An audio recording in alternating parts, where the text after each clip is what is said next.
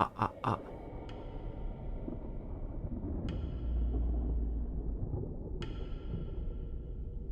There we go. Hello, Blue. Did it continue?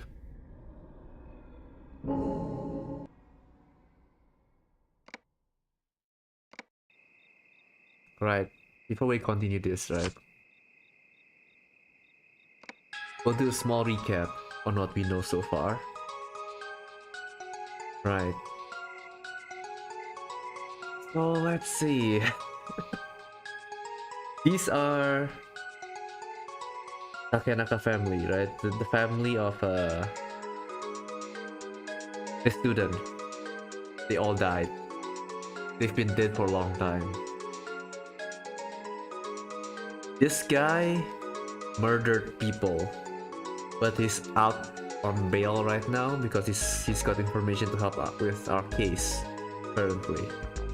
These two are my partners and also my best friend. Right. Our first victim, Tamura Kotaro. He's not the brightest person.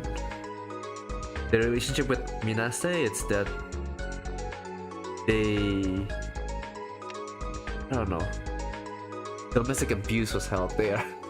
So it's kinda bad relationship. And with the Tsunahori family, they pretty much cancelled their loan, screwed them over.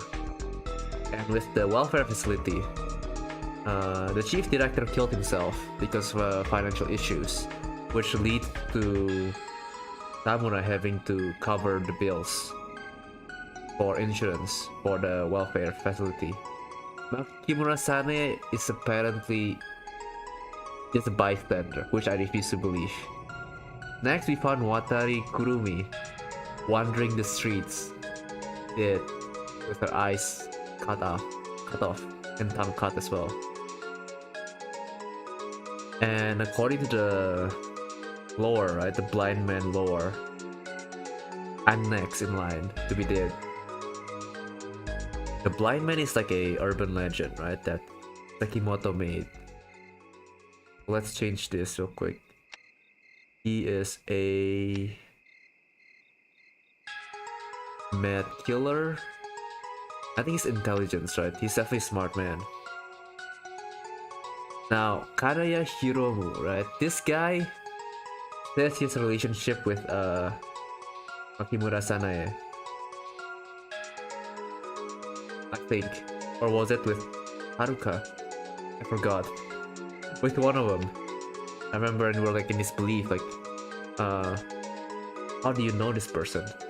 And they're like, don't worry about it. Let's keep the relationship hidden and all that, right? But this guy wants to be a novelist. Now we're suspicious of him, right? And we decide to stake out and watch his house. And what happened there was that nothing happened for a couple days at this point. Until at one point, we heard noises coming from his room. The only people that visit him was family. And that's it. He didn't go out ever. And once we decide to go check what's wrong, right? This guy turned into some kind of monster, I'd say. That he went crazy pretty much. And he made a break for it to the forest. And now we're currently looking for them. Now, the first case of Tamura, his teeth was gone, like chipped out entirely. But his tongue was intact, and it was not cut out. And I feel like that's not the way the blind man is meant to kill, which is why when Sekimoto first looked at the picture, he was disappointed, or disgusted, or disturbed, right? And pretty much, alright, this guy, this journalist right here, he somehow knows everything. We've got a mole in our team. A mole. Right. So now, that's it. And the rest of the bodies that were killed, like blindman, was this three, and also Kurumi. Their tongue were cut and their eyes were destroyed, mutilated. Now, we did find some dead body in Kanaya's house, which is apparently his family. Now, we did not get a chance to see if it's the same way of killing, with the scissors and all that. But apparently they've been dead for a long time, which means that us visiting might be the cause to why he went insane and panicked, sort of. And that's where we are.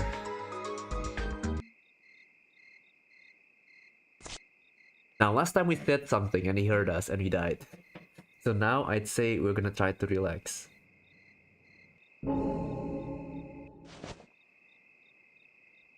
Oh no. I tried to relax, but my heartbeat just wouldn't slow down. I looked all over, checking every tree and bush, just in case he was out there watching us. Where the hell is he now? Here. I think we're good, Shiro. I think got it wrong. Alright. I exhaled deeply and stood up. Huh? He's just standing there! The situation had been dumbfounded. It was a man in nothing but his underwear covered in blood. How did he find us? Kanaya Hiromu? It was definitely him, but he looked completely different. He started slowly walking towards us. I could see his body under the moonlight. I couldn't believe my eyes as he started coming closer. His body proportions was way off. He had an enormous gut, just like a pea, similar to the ones you would see in Buddhism. His skin also looked purple, as if it had been decaying. And his hair was falling out too. He looked like a zombie. There you are, you bastard! Breathe! Somebody grabbed him from behind, and he resisted fiercely. He was like a walking corpse now. I don't know where all this unbridled strength was coming from. I'm gonna teach you a lesson. Stop your squirming. Kanaya growled like a wounded beast who was trying to take his revenge. Kanaya, we're gonna arrest you and solve this murder case once and for all. We're gonna get medals for our achievements. Katamori tried his best to take him down, but Kanaya wriggled and resisted. Nearby officers who heard the shout started to close in. Haha, it's all over now. Let's head back to the station then.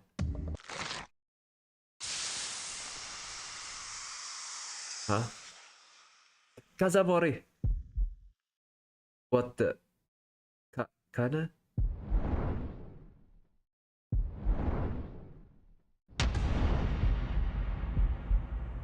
Kanaya bit him. While Kanaya was being subdued, he was able to twist his neck and break free, and Kanaya took a chunk out of Kazamori's neck. Kanaya stood up, taking Kazamori. Kazamori! I couldn't help but yell. Kanaya was staring right at me. The beast's eyes had paralyzed me, freezing me in place. I have to choose. I have to save Kazamori. At this rate, he's gonna die. Kanaya left Kazamori while drinking the gushing blood. He had a bloodlust look on his face. Burp. I was so frustrated and inside that I couldn't move. I need to help. I have to get Kazamori out of there. If I don't, I'll be that worthless piece of shit that I have always hated. Target acquired. Engaging. Then the other officers finally arrived at the scene, and finally subdued Kanaya. Kanaya Hiromu was surrounded and finally thrown to the ground. When Kazamori was freed from the monster's grasp, I ran over towards him. Kazamori, answer me! Please tell me you live. Hiro. His eyes were staring into the darkness. I pressed the wound as hard as I could to try to save his life. Don't you die on me, Kazamori. You said you would solve this case together, didn't you? I couldn't stop crying. His body temperature was dropping rapidly, and the blood just kept gushing from his neck. He was losing strength, slowly. Later, the paramedics came rushing in, pushed me back, and got Kazamori ready for an emergency evacuation. Don't die on me, please. He said we were gonna get medals for our achievements. He was no longer responding to my words. Fuck, man. I returned back to the station with one of the First Division members. I went past the lobby and started my way down the stairs. Everyone startled by my appearance. Was I covered in blood or something? Probably, right? I reached the basement and opened the cell door to talk to Sekimoto. Footsteps. It must be Shiro. What is it now? Why are you up so early? I expected you to be asleep. They turned the lights off so early here, so naturally, I'm up early and... His words will cut off. What's bothering you? Give me a real answer. You seem different today. What happened? We arrested the blind man. He remained silent. It must have been good news, but he wasn't rejoicing. Why are you so quiet? There's blood on you. Are you hurt? When I heard that, I stared down at my bloody clothes. For my appearance, it wouldn't be wrong to think I had a serious injury. Don't worry, it's not my blood. I just wanted to share the news with you first. You are not a really good liar. No one had ever told me that because I guess I never really lied. This guy really has poor judgment. Sekimoto shut his mouth and stared at me. Not be silent. If you want to say something, say it. This must have been an unexpected result for me and for you. He was reading my mind. No. Possible. When he was checking my expressions, I don't think it was enough for him to make such a conclusion. Why with a gloomy expression? He spoke softly, unlike in his usual tone. It sounded like a tender priest. I'd be more happy than to listen to you right now. You can share anything you want to with me. He remained silent. It must have been good news, but he wasn't rejoicing. He gently patted my back. This seemed to stir the rage and sadness within me. I exhaled deeply, as my emotions wouldn't all erupt from my body. Sekimoto was waiting patiently. I finally opened my mouth to speak when all my emotions within me settled down. Kazamori died during the arrest. He died. He actually died. Really. Unfortunately it is. He risked his life to arrest blind man. Is that so? I have no words. I can't say anything. I'm sorry. I'm sorry. Really, I am. Thank you for your condolences. Thank you for your concern. We'll press on with the investigation in honor of Kazamori. Thank you for your cooperation. We owe it all to you. Thanks for... I bowed my head to him. I was so tired that lifting my head back up was a challenge. I turned my exhausted body around and started walking away. Hold on, Shiro. Did the murderer tell you that he was blind man? Not yet, but it's pretty obvious he is. The clue were the photos of each of the crime scenes. That guy was at every crime scene. While we were investigating him, I had a lurking feeling about him the entire time. When we heard yelling in his room, we went in and found the dead bodies of his family. He fled the scene, but we managed to arrest him. When we were facing the deranged murderer, Kazamori was bitten in the neck and passed away. Ah, I see. He crossed his arms and started to think as if he sensed something was missing. The First Division guys will take over for the rest of the investigation. I'm sorry, but this will be our last time we'll meet. Was the murderer with any of the bystanders at the crime scene? Yes, is that a problem? Why are you here, Mizuzu? I thought you were out working. I sneaked out. Sneaked out? What the hell are you doing? I almost yelled at her because she's usually always serious about her job. Forensics is still scrubbing the area. You have lots of work to do. You really don't get it, do you? The obvious. She came here for you. Mizuzu nodded. I was a mess and I couldn't focus on my task. I stared at her blankly. She seemed to be a little enraged. I could see it from her expression that my question was idiotic. Sorry. Thanks for coming. I'm not here for that. Just tell me how you're feeling right now. It's always good to be honest with yourself. I had tears in my eyes before I knew it, but I desperately tried to hold them back. I dropped my head to hide my expressions, but a few tears still fell to the floor. Why are you fighting back tears? There's no need to. I raised my hand to stop her. Everything's okay now, really. I'm okay. I rubbed my eyes with the back of my hands and tried to calm down. The sadness that had just flowed through me was replaced by a surprisingly bitter feeling. At the same time, I was filled with rage because of the incident and for the loss of my partner. Sorry we interrupted. What's the question? Yeah, I asked you if he was with any of the bystanders at the crime scene. Any of the crime scenes. Yeah, I can only judge from the photos, but he was at the crime scenes with a scary, ugly smile. Where is he now? Shouldn't a murderer be here in a cell because he just got recently arrested? Well, there's a story about it. What do you mean? He was in no condition to be brought here. The first investigation division guys decided to question him in the interrogation room first. That's why you can hear screams coming from the first floor. How is he doing now? He's still hallucinating and extremely hungry. All he's been doing is babbling nonsense. It's been pretty useless right now. I did that because I was hungry, and I needed to take my medication for my weight problem. Mizuzu mimicked Kanaya's tone, but it was somewhat frightening. That medicine is the best. I no longer have food cravings when I take it. Was he somehow drugged? Because he did mention of needing to take medication for his diet, right? I can be thin no matter how much I eat. I have to lose weight so she'll love me. You're about to ask who she is, right? She's Minase Haruka. Wait, Haruka? So Haruka is this person then? Haruka is this. So they have a relationship with this person.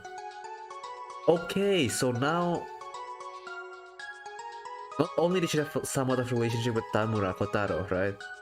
And she suffered domestic abuse. But she also has a relationship with Kanaya.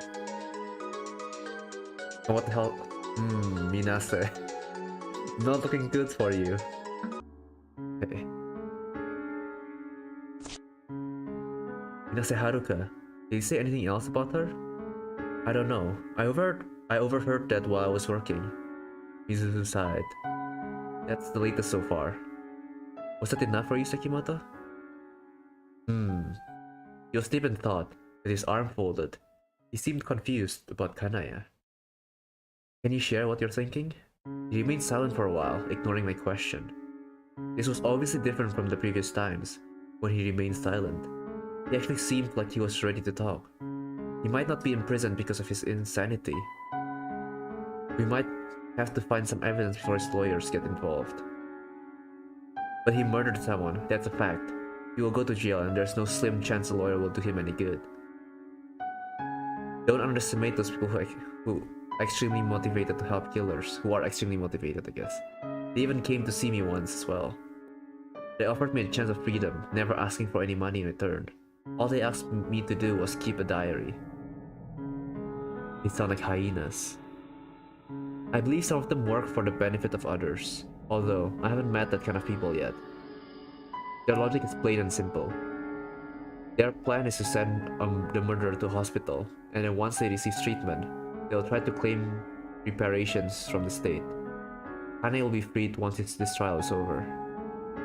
But he killed Kazamori. It's absurd. He must pay the price for what he has done.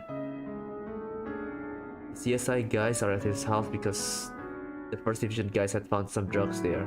They're confirming if the drugs were his. Mizuzu, would you excuse us for a moment, please? Alright, but why? I want to talk to her in private. Mizuzu nodded and stepped out. Who? To her? After Mizuzu left, I stayed silent for a moment. I slowly gathered my thoughts, which was the first thing I was going to say. And he waited for me to speak, patiently. He told me I should be honest, right? Yes, I did.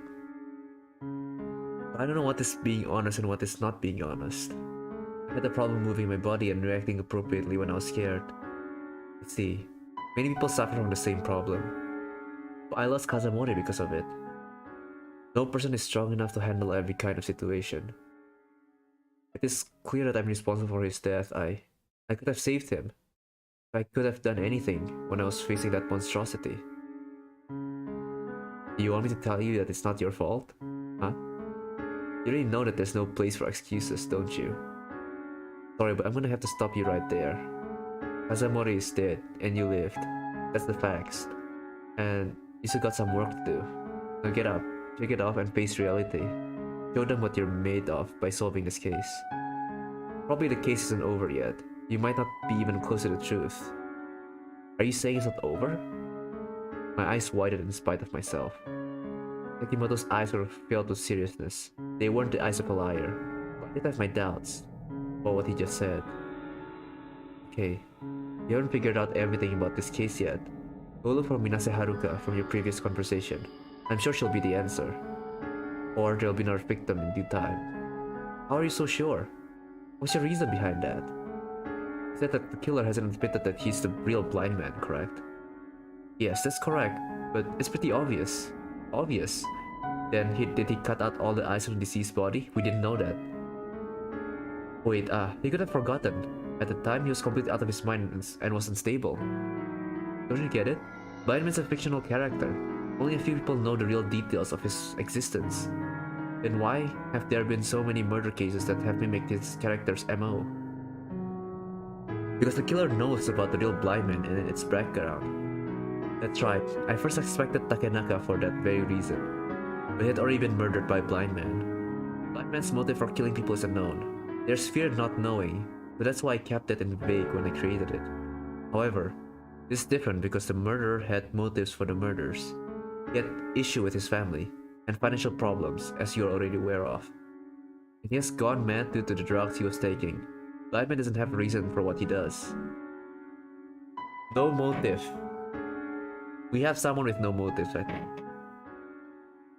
What he said made sense. And he did have problems, and he was also unemployed. On the contrary, all the other murder cases had no apparent motives, so he was also right on those. Shiro, the chances the person you just put in custody may know something is high, because all the murders broke out within a relatively short period of time. The cases might be all linked together, but doesn't that mean that the murderer is Blind Man? What he said might be true. We don't have anything on Blind Man. The girl you just mentioned, Minase Haruka. Yeah, her. I'll pay her another visit. Are you confident with what you just said? It's for you to decide. Isn't it your duty to gather as much information as you can for the case? Of course. I never imagined you to give me any sort of advice. Consider it as payment for allowing me to stay here. Alright, Shiro, it's time for you to go. You're the only one who can do this because you're one of the only ones in the slew who thinks outside the box. None of the guys from HQ would ever think that an urban legend could be evidence for this case. But I'm absolutely positive that the murderer who knows every detail about Blind Man is somewhere in the town sea. He's probably out there just laughing at the authorities. That's why you need to go out there and stop him. Or her. Alright. You should honor the death of Kazamori. I know he had temper, but all in all, I really like the guy. I actually wish I could hear his voice right now. I gave a slightly bitter smile at Sakimoto's mornings. I got a new mission. I'm gonna do my very best for Kazamori, and will avenge his death. I wonder if I could have saved him by picking the other choice. Like, putting my hands close. Maybe he'll put his as well, and not talk at all. Please tell me everything you know, Inase Haruka. Sorry, I have an appointment, so I don't have much time. Shut it. Shut it and talk. And I have already shared everything I know. I doubt I can be any more help. It was past 3:30 p.m. She wasn't saying anything, but her gestures were saying, "Let me go soon." With her gestures, I assume. I really appreciate your cooperation. I said again and studied her eyes. She looked as if she was shrinking in my presence. I didn't say anything either, but I sent her a message in gesture form in a polite manner. By gesturing her, I asked, "Are you sure you told me everything?" She looked awfully suspicious when she refused to talk to me. I doubt she told me everything. I'm pretty sure she knows more than she's letting off. I know you don't have much time. Let's try to make this easy as possible. If you answer all my questions, it'll be over in no time. I was going to do it as thoroughly as I could, as Samurai would have gotten on my case if I didn't. Kuroda sat beside me, watching my every action, as if he understood how I felt. Could I do this on a later date? Why? I thought you have an appointment. What's that? Here's my mobile phone, don't hesitate to use it. Pardon? What are you talking about? I'm saying that you can call to reschedule your appointment. Can't do it yourself, I'll help you talk with the recipient. I'll explain to them the situation that you're in. Haruka bit her lips. It's probably because the recipient would be intimidated if I intervened, and the phone number would be exposed to us. The recipient was connected to the case, or could be put in danger by the person. I don't think she would allow it. But I can't. I put my phone back into my pocket. I could tell from her reaction that she was definitely hiding something. I see. Then, if you cooperate with me, I'll make sure you get out of here as soon as possible. Okay, but I already told you everything I know about Tamura. Not about Tamura. What? Then why am I back here? I don't understand. Did you hear about the incident that happened last night? Last night? I'm sorry, but today I slept past noon. What happened? It deals with Kanaya Hiromu. Haruka's eye began to shake. It wasn't hard to miss. What did he do? Kanaya Hiromu killed his entire family and murdered a detective before being taken into custody. Is that true? I have a question to ask you. Can you describe your relationship with Kanaya? I have nothing to do with him. But he mentioned your name once. We have to verify it. Didn't you just hear me? I have nothing to do with him. She became dead silent, refusing to give any more on her statement.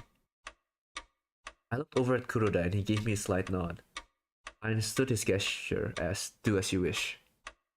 Alright, I see. I have a feeling it's gonna be the liar's art again. I have nothing to do with him. I grabbed my phone again and handed it back over to her. Go ahead, you better cancel your appointment. Let's save real quick.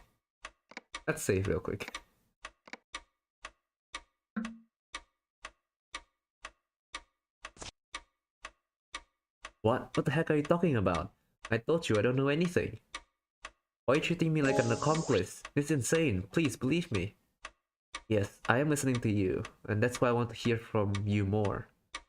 But you said this would be over soon. Haruka. I pushed my face close to hers. We're not just here to mess around. My fantastic partner died while working on this case, got it? I started to growl while I stared at her. Haruka turned away. However, I decided to give her an ultimatum to allow her to speak. If you refuse to talk, I could just start investigating you. It'll be a matter of time before you come back to talk to us. Is that really what you want? Do you know what would happen if you did something like that? Are you threatening the detective? We can lock you up for that. This is insane! Say what you want. We won't back down until you tell us everything. I turned up the heat on her so she could understand that she wouldn't be living here until she gave us what we wanted. I'm gonna ask you again, can you describe your relationship with Kanaya Hiromu? Haruka remained silent for a while. He sighed and finally started to talk. He was one of my regular customers. She sighed again, as if she just lost all of her pride. Customer. It's a shop club, karaoke bar, that sort of thing. It's located in the middle of the mountain, of course. It's a legitimate place, but actually I'm not quite sure. I worked there part-time to help with the bills, every night. I thought it would be easy just pouring drinks to middle-aged men and acting cute. But it wasn't as easy as it sounded. It was just a bunch of sick perverts staring at me like a piece of meat and giving a laundry list of rude sexual advances. But the angrier I got, the more clients chose me. It was like a dream, and when I woke up, I was at the top of the industry. Wherever the rumor was spread that I was there, most of the clientele came to see me. They came to talk to me and give me gifts. For an average college student, that was way more than I should have had. I don't think I could take it all back to college with me. I think they thought by giving me all those gifts, they owned me. It's stupid and a little sad, really. One of those perverted customers was Mr. Kanaya. He was so strange that he didn't even fit in with the other clientele at the bar. Obviously, he didn't look very smart. There must have been a way to keep him out. He spent money very lavishly. For the bar, there wasn't a reason to ban a VIP customer. The manager kept insisting me to call him. He was sure that he would come to the bar if I called him. I hated it so much. She dropped her head and bit her lip as if all those terrible events were coming back into her mind. I would have offered her a break if Kazamori was still alive, but I kept pushing her to get the answers I needed. He spent a lot of money, he tipped well, he followed everything I told him to do. He really was an easy customer. Thanks to him, I got a steady income, but it was extremely stressful. You're a woman, you understand me, right? Don't you hate requesting something of someone you despise? He was a VIP customer at the bar. This meant I couldn't refuse him or his requests. And one day, he crossed the line. He sighed again deeply. Haruka, you said that Kanaya was the nasty customer you met at the bar. Is that all? What else do you want? Haruka clenched her fist, breathed nervously, and continued. One day, after my shift ended, he made an advance at me for the good time. It was all awful. Haruka, biggest victim in the game, yeah? Domestic abuse and then all this nonsense? Said, I've given you so much money. He threatened me saying, if I don't choose you, you'll suffer, right? That bastard, I should have quit. He was nothing to me. I should have died and sleep with him. I kept avoiding him at all costs. Is that why he's self-conscious about his weight? Like, oh, Haruka wouldn't be with me because I'm ugly and I'm fat and I need to lose weight and he overdosed on drugs or something. One day, he gave me such a strange gift. What was it? A pile of money. It was inside a convenience store bag. What? He gave me that and said he wanted to buy my body for a day. What a load of shit. Hello Res, welcome to stream. And what's your answer? Look, I wanna know one thing. What would you do if you were in my situation? Me, I would...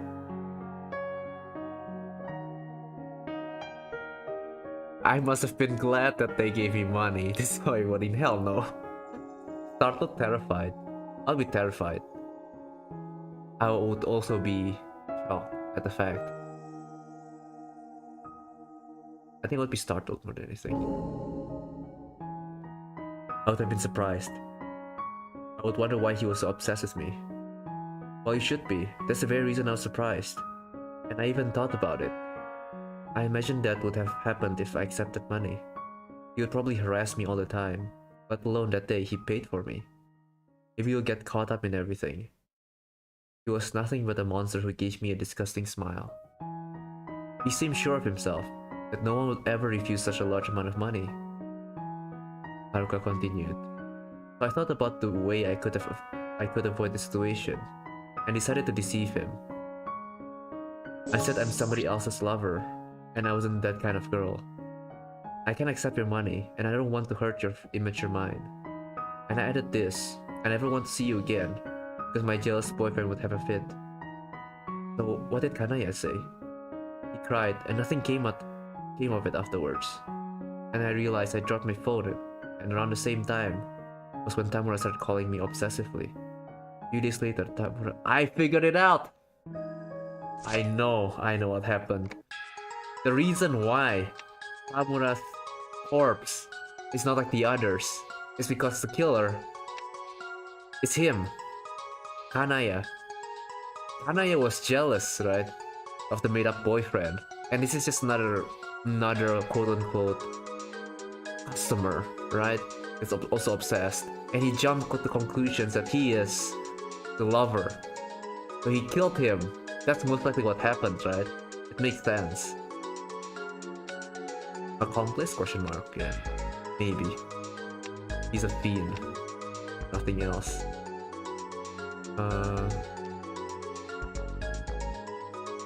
Easy customer. Okay, let's go back. Okay. Well, that was good news for me because he was just so damn persistent. Are you saying that Kanaya killed Tamura? Haruka feebly shook her head. I don't know, but he did say something strange. What did he say? He said, you should feel better because that irritating man is gone now. And he added, I might have something to do with it. How about going out with me now? Did you ask? I think he murdered Mr. Tamura. Of course I didn't. I was so afraid to ask that question. What if he admitted it? I could feel anger in her words. There wouldn't have been any more victims if you just came to us first and told us everything. That would have been the best case scenario. What if he found out that I was the one who informed against him while he was in custody? Or are you wanting me to take responsibility for the loss of your partner because you're blaming me for not reporting it immediately? Are you blaming me for everything? Am I responsible for knowing that Bastard and Tamura was killed because of it? I was too scared. I had no one to talk to. Just simply being asked out by Kanaya was not a crime. That's enough. Calm down. Kuroda ended the conversation smoothly. While she was crying, I handed her a handkerchief. Thanks for sharing your story. I'm sorry that you had to remember all those horrible memories. Thank you again. I really appreciate it. You could let her go, Shiro. It's more than enough, yeah. She suffered enough, honestly. Haruka stood up without a word and walked towards the exit, completely ignoring me. Thanks for everything, Haruka. He left the interrogation room. And Kuroda and I went to summarize her testimony afterwards. I think there's a good chance that Kanaya killed Tamura. Exactly. We still have things to do. But it means that, yeah, the killer's still out there. It proves that there's two killers. We can leave the evidence part to the CSI team and Mizuru. We better go see Kanaya in person. Is that a task for the first division? Can you really just stand there and say that in front of Kazamori's picture? It's the case that Kazamori sacrificed his life for. That was why I need to go to the interrogate him myself. I understand what you're trying to say. You want to honor Kazamori's sacrifice. Don't let his death be in vain. But you haven't been able to rest since you were observing Kanaya's place. I think you better go take a rest for a while. We can't hand this case over to someone else because I need rest. I'm fine. Let me go interrogate him. You gotta help me out here, Kuroda.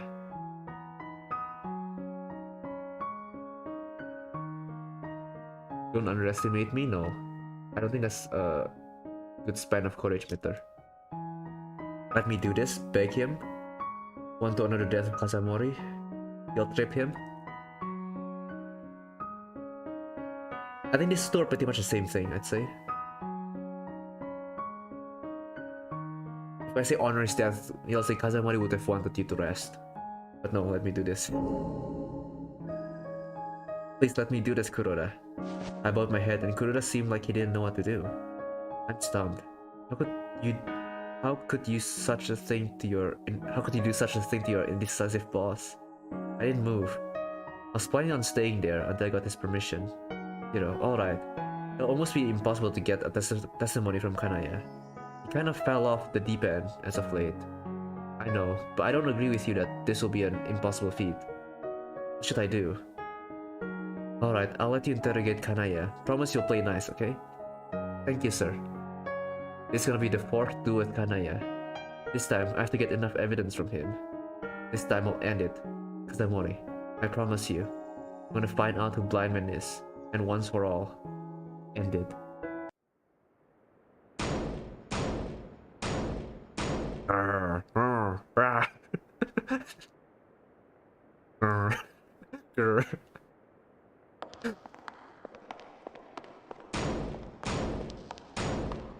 Kuroda and I went to interrogate Kanaya. We could hear him banging the door and making a strange moaning sound. Arr, arr.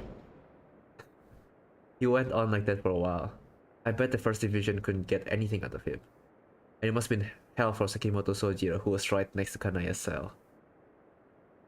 Sakimoto covered his ears and frowned angrily. Poor Sakimoto, man. Can I get a pair of earplugs? I can't stand this anymore. Sorry, but it's against regulations. Are you afraid that I'm gonna use them to try to escape? They're just earplugs. You won't be able to hear what we're saying during our interrogation if you put those in. Are you planning on talking to that monster? Sakimoto's eyes widened. We're gonna try to get him to confess to Tamura's murder. Find anything helpful from Haruka? Yeah. You told us a story about Tamura and Kanaya. Kanaya was making advances at her before Tamura died. It is possible that Kanaya saw Tamura's name on her mobile phone during that time. After that time, Tamura was killed, and she said that Kanaya told her a very suspicious story. That's why we're about to interrogate him. Really? But...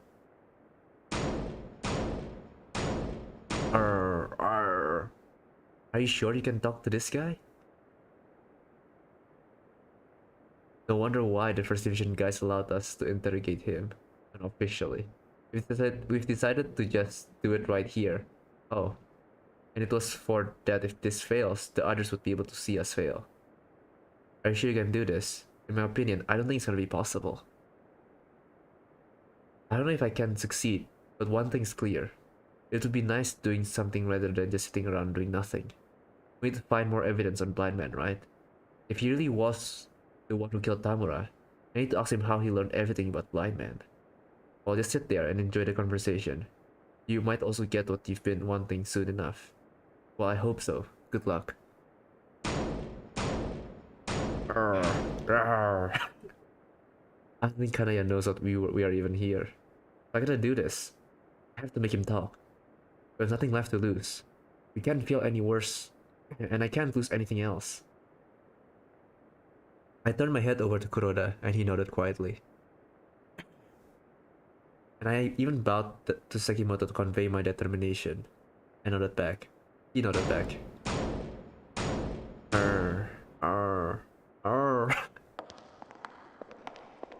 I went inside Kanaya's. Don't go inside! Oh my god. His mouth is a weapon. He suddenly stopped growling and stared right at me. What the hell? Kuroda and I went into the cell, and he had both his arms and legs tightly restrained. There was a purple bruise on his forehead. He must have been banging his head against the metal structure. I wondered why Kanaya had turned into such a monster like this. I want to ask you something, Kanaya. He stared at me with a blank expression on his face. I wasn't sure if he understood me. Let's see. I want to poke a lot of Haruka at him, because that's the only thing he responds to, I bet. He did this all for her attention, right? Haruka, he's Haruka. Haruka has told me everything. This isn't gonna be easy. But he said something for a change. It's a start. I've heard that you've been making advances at her in a bar downtown. You really like her, don't you? Is this the reason you gave her nice things and did everything she wanted? Haruka. He said that you had offered her a lot of money, is that true? For a day. Yes, you wanted to buy her for a day, but you couldn't. How did that make you feel? Haruka. Haruka. Kanaya wept, sniveling tears and saliva ran down his face. It must have been the last piece of humanity he had left in him. But there was no time to pity him. And there was something, an obstacle, that was between you and her, right? It was Tamura. Did you kill him? Were you the one who invented that method of murder? Or did you learn about it from someone else? Haruka. Haruka. Did you kill Watari too? And the entire Takenaka family? Stop yelling and answer me. He stopped his yelling after that, but he said nothing. All he did was snivel. Don't get closer! No! I stared at him face to face. Don't get too close, he'll bite your nose off. His foul stench pierced my nose. Think about those who were killed because of you. I'm different from those First Division guys. I'll get your testimony if it's the last thing I do. This will be all over soon, once you confess to the murder of Tamura. The reason why I'm scared, Res, is because he killed my partner with a bite. Where's the crowbar? Oh my god. Don't be mad. I did my best for you. Kanaya? He started to talk more rationally. And he even thought I was Haruka. I think it's my opportunity to solve this case. Was that your best? Well, it wasn't good enough. But you see, I really like you. He replied to me smoothly. Oh, okay, here it goes. Hello, Giri. You must have thought that I am the real Minase Haruka, so I... Time to get something out of him. Yeah, I'm Haruka.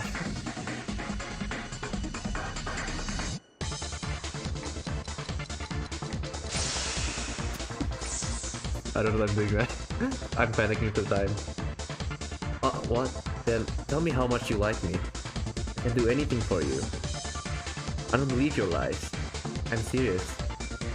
He pleaded with me as if his life was on the line. I could see his feelings for Haruka were genuine. I better keep this act going.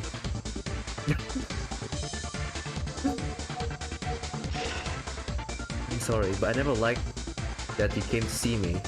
Do you know what my nickname was at the bar? They called me Miss Charity. I'm sorry. This time you said it, I'll punish them.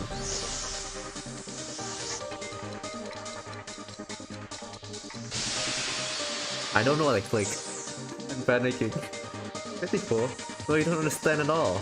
Now why did you decide recklessly? Why do you decide recklessly my feelings on your own? I am sorry, but I'm trying to give you the best. And I'm willing to do anything you want. Anything I want, do you really mean it? Of course I do. I might be getting closer to the truth. I should ask him one final question when the time's right. I shouldn't be hasty on this because I have to make sure that he is telling the truth. Okay, we're getting there. Anyway, this will be our last conversation. I'm so glad I can be freed from your grasp. Farewell. I'm on a diet. Drug.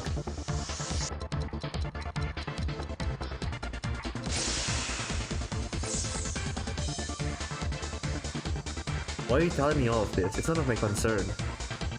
I'm losing weight, so just don't say that you leave me. But you haven't changed at all. You're still fat. I am working on it.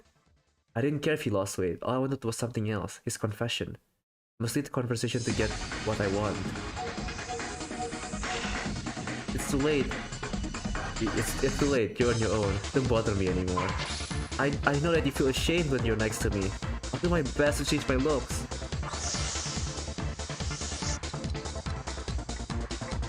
Why is it all so negative?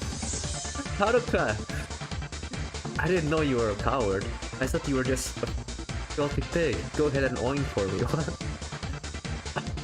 Fuck that kid. I can do anything you want. I can't believe you just did that.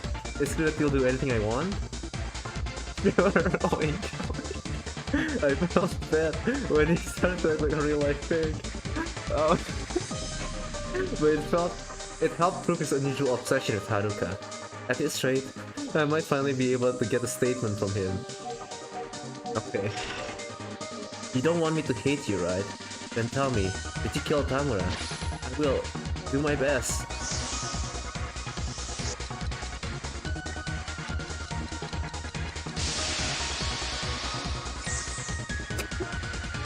Okay, go ahead and answer my question. If you don't, this will be the last time you will ever see me.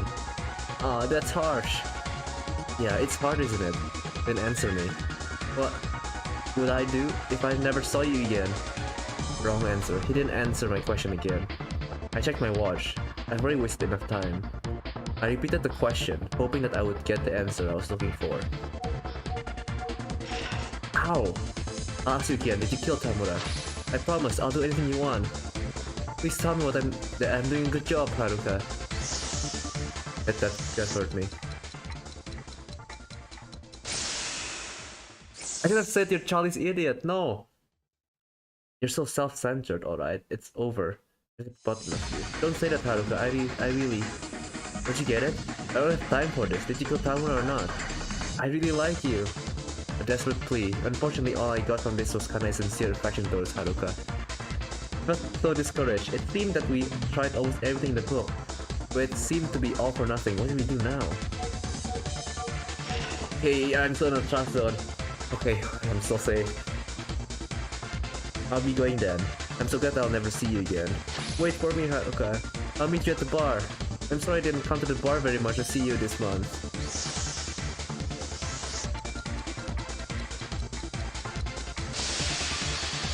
I'm running out of courage, meter. No. Don't you ever come see me again? Well, I won't have to worry. You'll be here locked up in a cell for the rest of your life. Oh no, I know the truth. Don't worry. The detective was just an emergency snack, Haruka.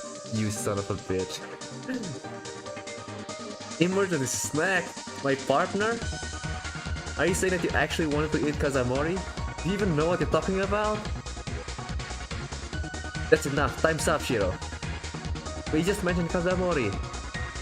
I understand how you feel, but now's not the time to express your personal resentment. I need you to relax, please. What the hell? I released my tight grip on the situation while breathed in deeply, trying to calm my mind. He kept snickering at me. I could get anything out of him from lengthy conversations. I could feel a cold sweat running down the back of my neck. I tried hard to come up with a question. In a panic, I said the last word that just came across my mind. I want to know about your biggest secret. Secret? If you tell me yours, I'll tell you mine. How does that? Okay, I like that. You have to tell me how much you like me, okay? Alright. Well, here it goes. I'll gladly sacrifice my life for yours. I like you. I said it. Haha.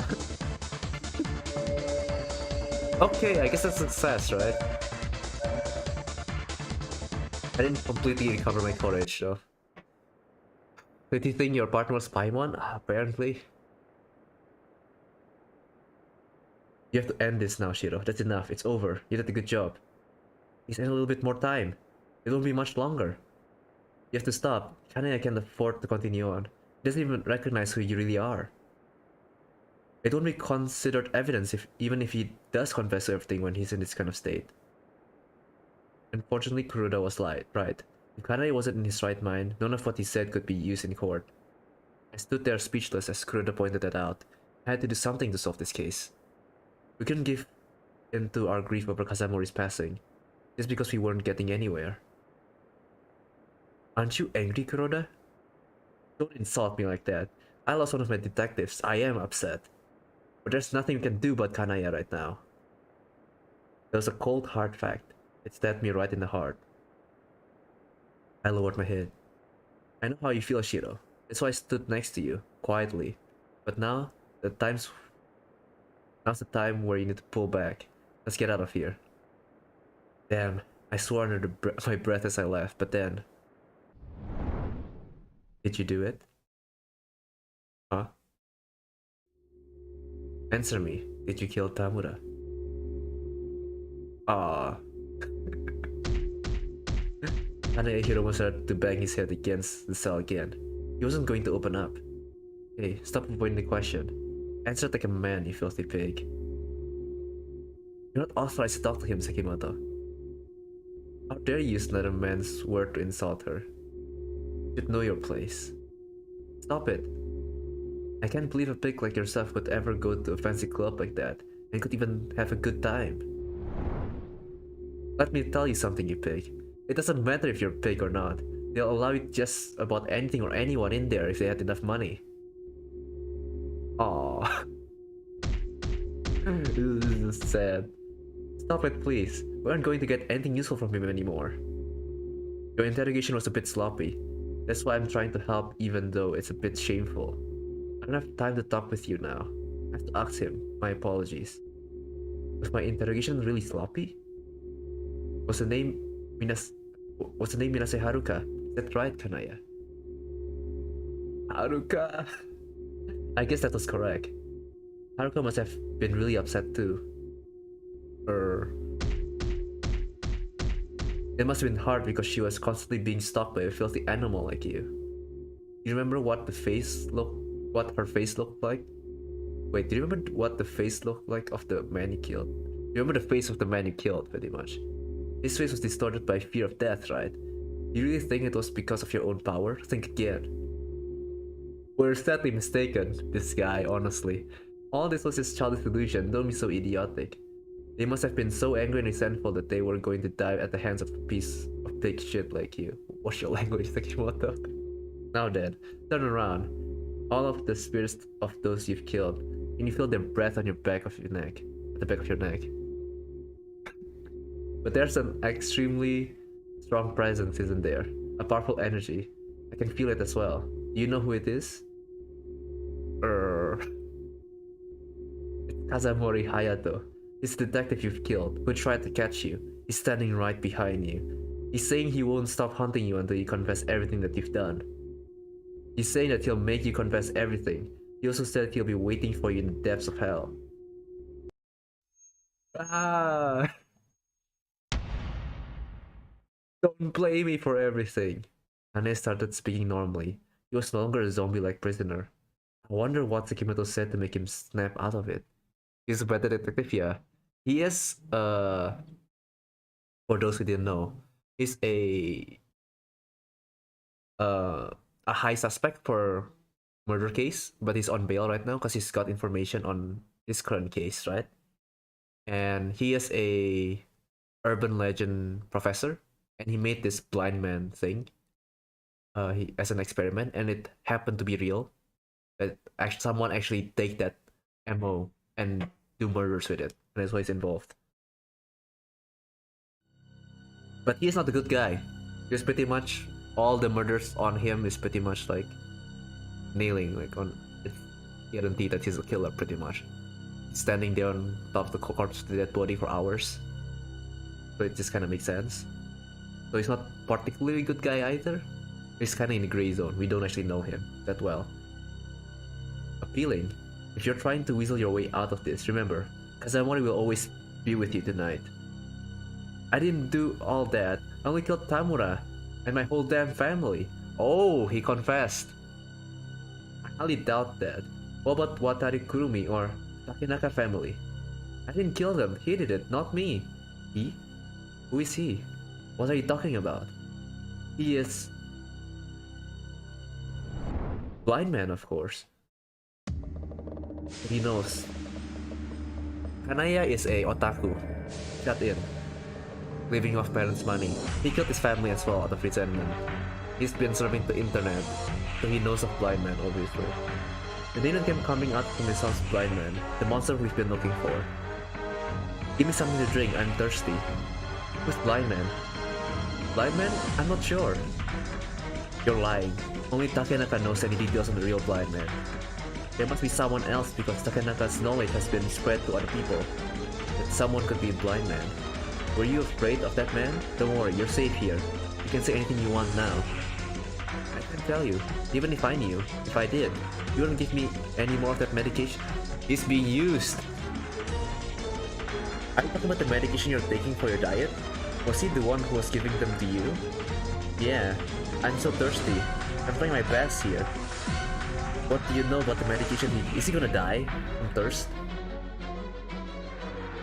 He's even crazier than me. He's kind of an idiot. What the medication? It's like he said, you must be interested in those pills. He told me to do this if anyone ever asks about the diet medication. Hane Hiromu raised his hand. Then he held his hand and gave us the middle finger. This is Blind Man's message. It won't stop. Give me your eyes. Filthy smile on his face. I can't take it anymore. I'm so thirsty. Did he just bit his tongue? Kanaya, Kuroda, call the ambulance. He bit his tongue and suddenly blood started gushing from his mouth. He started drinking his own blood, just like a cannibal. He almost seemed amused by it. He suddenly started chewing on his own tongue as if blood wasn't enough to quell his desire. Munch, munch, munch. Pan, pan. There was still something I needed to hear from him. Who is Blindman? Where can we find him? Why is he murdering people just like in that urban legend? What's his relationship with Takenaka and Kanaya? Blindman must be brought to justice. Kanaya Hiromu turned out to be just another murderer, not Blindman. But it was just as Sekimoto predicted. When he killed my partner, he has to pay.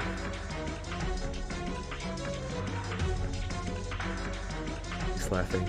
Kanaya moved around his mouth while his own blood was dripping from his mouth. Oh, can't stop him.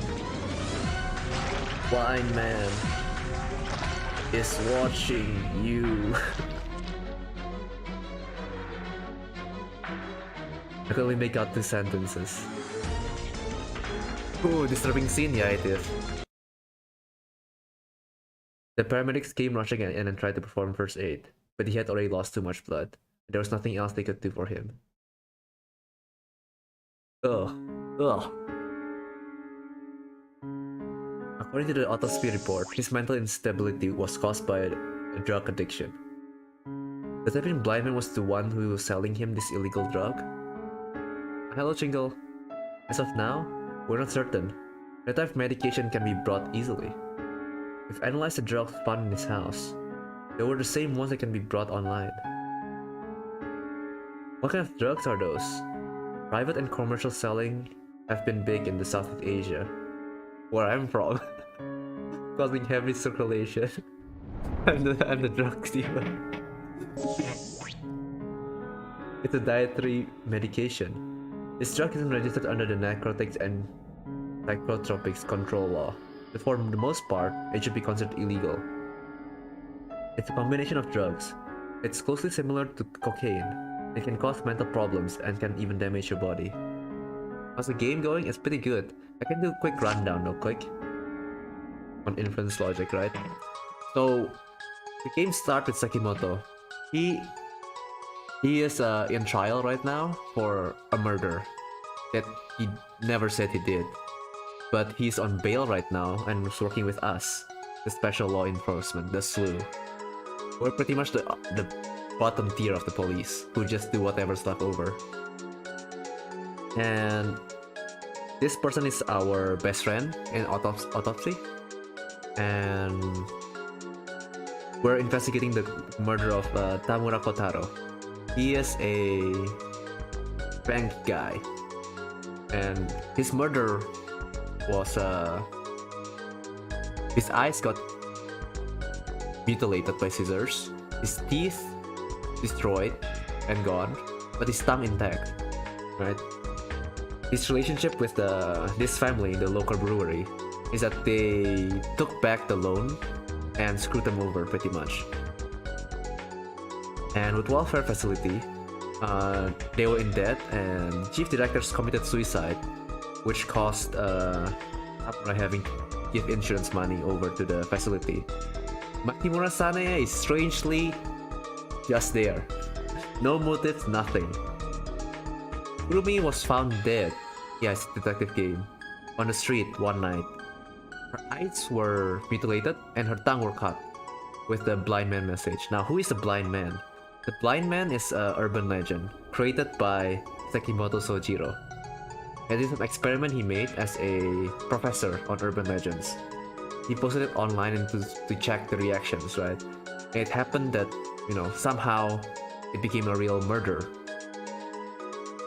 And relationship between Tamura Kotaro and Minase Haruka, as we know from their relationship with Kanaya as well, is that she's working at a bar, karaoke bar, that kind of work, and they're both obsessed over her. Now, Kanaya is how do I say, unemployed, stays at home forever, an internet guy, who turned out to be a zombie, as you guys know. He's gone insane over some pills just to impress Haruka. He just pretty much confessed that he killed Tamura, which makes sense, right? Because Sekimoto told us that there might be two killers, because there's two ways of killing. One is mutilated eyes with no teeth, and the other is the proper way, where the eyes are mutilated with scissors and the tongue cut out.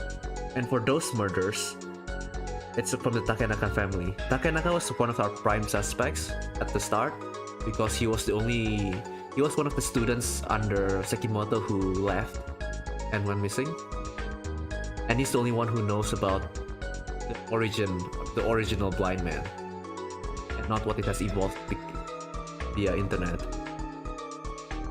But then his entire family was killed a long time ago and just rotting. Now, Hanaya also murdered his family, but I don't think that's relevant anymore. And this guy is just a, I don't know, journalist that knows everything about the case somehow. He knows too much. And that's pretty much where we are.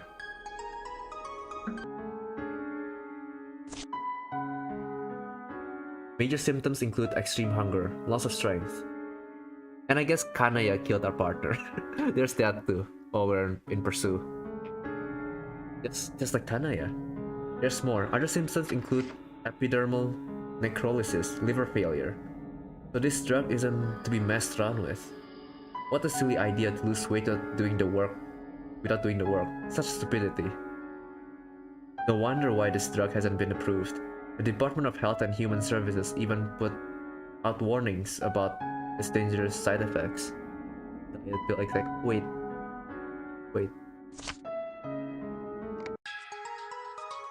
What's a welfare facility again? They take care of people, right?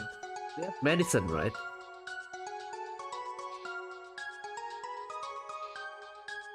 They have medicine. They have access to medicine. Am I... Yeah, right?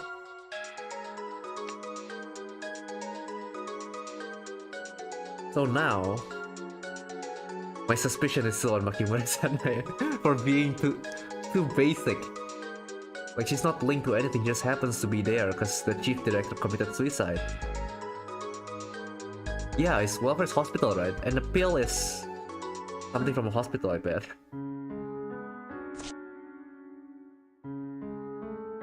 Wait, I think I saw that ad before.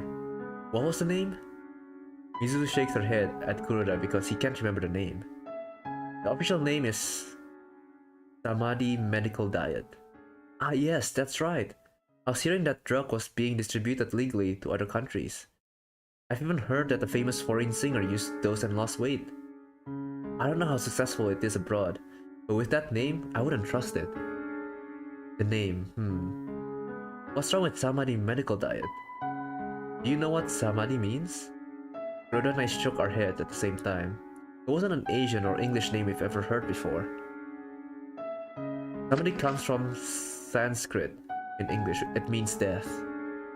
Ooh. How would you give a drug a name like that? Sounds kind of fishy, right? Indeed.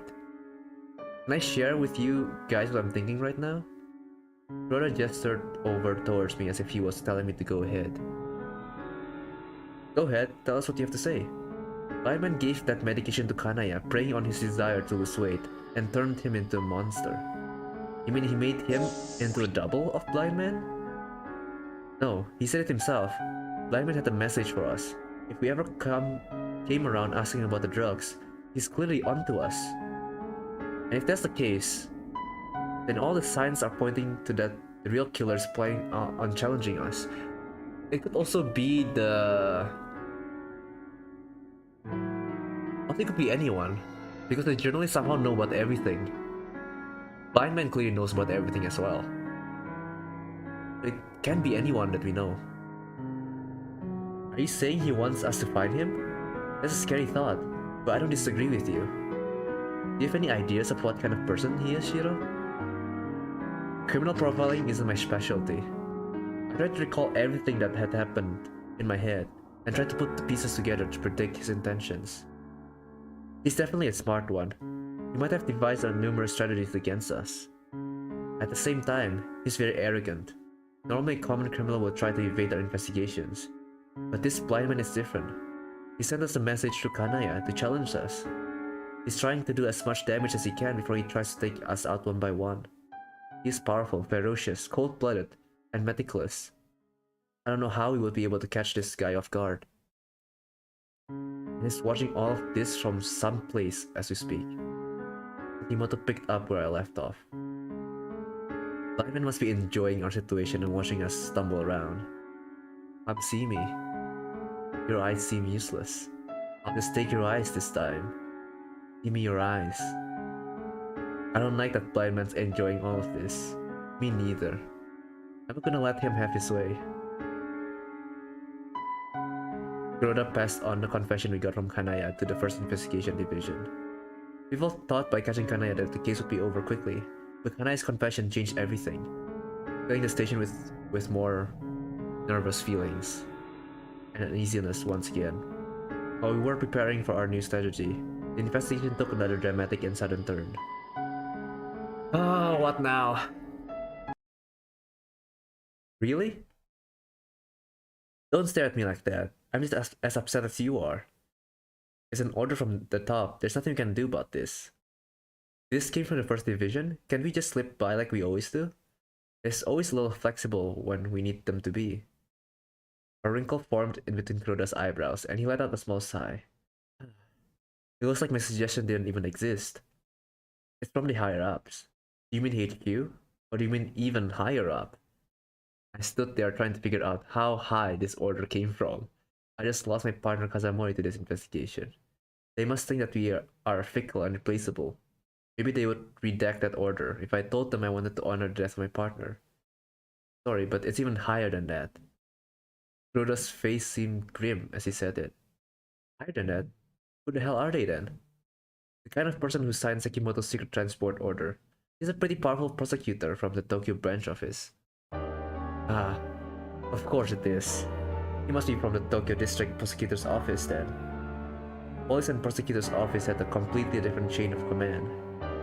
They were the ones in charge of Sekimoto, but decided to send him to us for the special investigations. So why are they trying to end this all of a sudden? We still have some time left. They got Kanaya Hiromu's confession on record. It might have aggravated them. All they see is that the Tamura murder case in Town C, Prefecture S, was all but finished with the arrest and confession of Kanaya Hiromu. Then Kuroda droned on just like he was reading from an official police report. The suspected killer killed himself. This was Prefecture F's fault. The suicide. Sekimoto Sojiro is no longer required for the investigation. Really?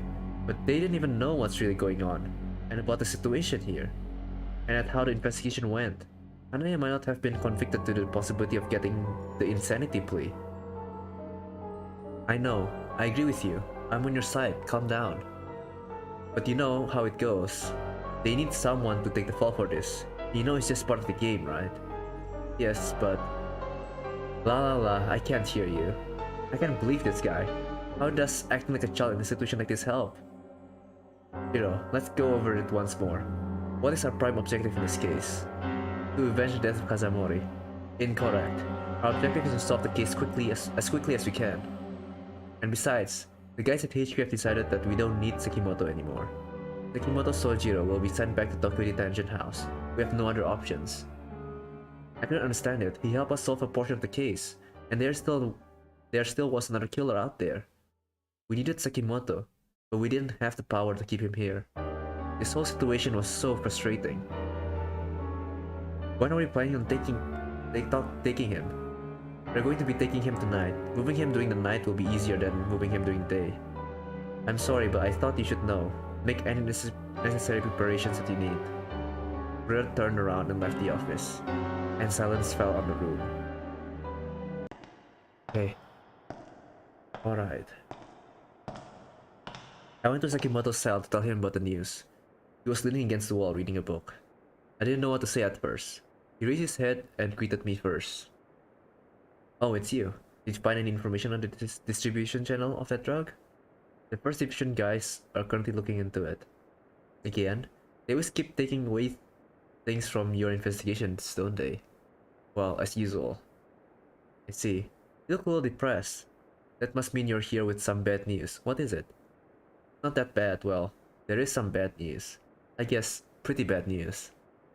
You're going to tell me? Stop wasting time. You never guessed it was about him. It was very painful to say it in front of him. Why are you making the situation so dramatic? We don't have all day. Yeah, we don't. You'll be transported tonight. I decided to make it quick. I stepped closer to him. And I bowed to him, bending from the waist. Huh? You just bowed to the murderer? If someone catches you, I think you'll be in trouble. Mr. Sekimoto. I called his name in formal tone. You'll be transported back to the Tokyo Detention Center tonight. He was silent as if he never expected this to happen. Wow, that was a surprise. You don't need me anymore? We uncovered so much in the Tamura case thanks to you. Now we're on our own. Get ready to leave. We'll come get to you when it's time. You mustn't hide your true feelings. I heard a cry of bitterness in your words. No, I don't think you have confidence? What's that supposed to mean? Well, the case will be closed thanks to Kanaya's confession. But Blindman is still out there. He has to be caught to prevent any more death. You aren't trying to use Kanaya as a scapegoat, are you? Of course not. We're going to track down Blindman for the Watari and Takenaka's cases. You don't have much on him at this point. Can you do this all on your own? Don't underestimate me. But I don't see the same tenacity and determination you had before. All I see now is a person who has lost their confidence. That hurts, but he wasn't wrong. I really wanted his help on this case. I was in no position to let him stay here. You can't disobey direct orders because you are a public servant working in a government organization. I don't want to complain, but I know I can't stay here, even though I really wanted to see how this was gonna end. I'll send a report to the prosecutors stating that you helped us tremendously. The aid you gave us allowed our investigation to take a huge step forward, so thank you. Don't risk your career for my sake. I'm a murderer, remember? I was found guilty. They're going to accuse you of Stockholm Syndrome. I didn't join the police to be a bureaucrat. Wow, that's too bold. You shouldn't say that too loud or in front of others. Thanks for everything. It's a pleasure working with you. When you get your hands on Blindman, let me know. I will. Aw man, the most reliable guy is out? Oh no. I bowed to him and headed out.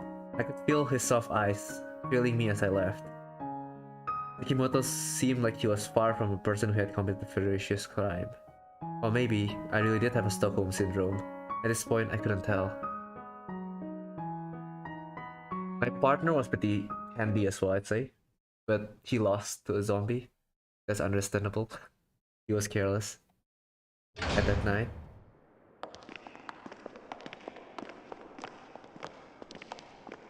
Oh boy. Mikimoto Sojiro, put your hands against the wall. He did as the officer said, and turned his back against us.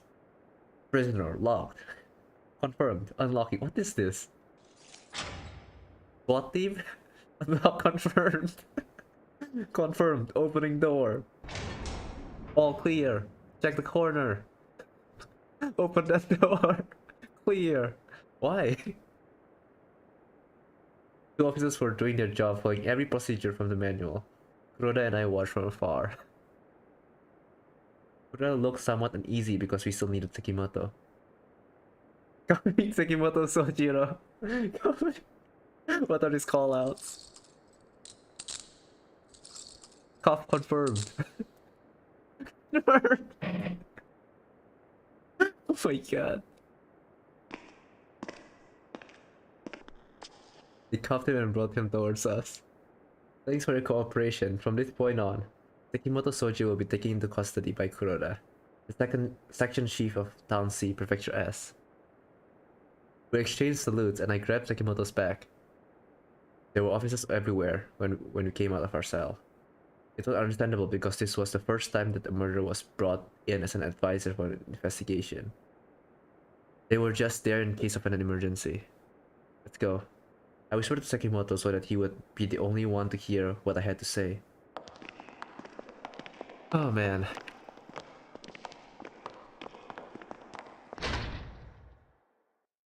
When we came to the main floor, the bright lights were waiting for us. There were no civilians inside because I had been banned from entry. Even TVs are all turned off, and only strict officers stood informations. And I was at the center of it all. It was like Pied Piper from Hamlin. I mumbled, but Kuroda coughed as if he wanted me to be quiet. It was just like the story of the Piper from Hamlin. We are Magus. Sekimoto is the rat. And the villager of Hamlin are the ones watching us go. In the eyes of all the police officers, Sekimoto is nothing but a rat that ransacked the house. They are probably all really happy to see him leave the station. But was he really a rat? Taking him away won't help the investigation on the blindman case. The marshal was waiting for us at the entrance and we greeted him. Kuroda Kunio and Shiro Kazuki are about to commence with Sekimoto's transfer order, sir. We will be accompanying him to Tokyo. Be aware of your surroundings and be safe. Good luck. Thank you, sir. We exchanged salutes and went to the minivan, parked out back. The rear window was painted white, blocking me from seeing anything that was inside of it. There were dark-colored seats waiting for us when we opened the door's car's door. Going in. Proceed. Go. What are these call-outs? I said to Sekimoto. I slammed the door shut as soon as we sat down. I didn't say that, I did that. This car had been modified to hold prisoners. That's why the back door couldn't be opened from the inside unless by use of a button located at the driver's seat. Kuroda sat in the passenger seat. According to regulations, he should have also sat right next to the prisoner, but since this was just a simple witness transport, only I sat next to Sekimoto. Are you guys ready back there? Yes, sir. Kuroda glanced through the cage that separated the front and back, and he checked with the driver by asking him if everything was alright. Kazamori would have been the driver if he were still alive, but another officer took his place driving instead. Let's go. The van started moving as he spoke. Okay, we're on the ride. Hopefully nothing went wrong. A Tokyo trip. We left the station and went through the center of town, eventually leading to a narrow mountain passage. We remained silent for a while. We couldn't see anything outside from the back seat, so Sekimoto and I sat there and looked towards the front. I looked at Sekimoto occasionally, but he was staring through the cage towards the front and never moved his eyes. All we could see through the cage was darkness outside the front window. It was like telling our future while spurring our anxiety. And nothing really changed during the drive. We were supposed to take the highway, and we would have been to Tokyo soon. Once we arrived there, this would be my last time seeing Sekimoto. Can I talk to you in here? Sekimoto said quietly, so that the other two couldn't hear. We had several talks when we were moving to Town C, but I don't know. We are the slew, a washout division. This is such a rare occasion. Well, then I better stay quiet. But I'm afraid this could be our last conversation, so... Why the death flag? That's what I was thinking, but I don't have anything special to talk about. Thanks for everything. He smiled. Why are you thanking a murderer? That's preposterous. Doesn't matter. And he remained silent for a while. I said that I had decided to work with you because I wanted to find out who Blindman was, right? Well, I had another reason. I turned my head back and looked at him. Another reason? I was oddly curious to learn about those who also used the Blindman story. It would be extremely helpful in my research on criminals. But that wasn't the only reason. I'm not saying that I wanted to leave that monster on the streets. As I've said before, I had spread the urban legend for my research. I never wanted this to happen. I never wanted any of this. But he was given life in the real world.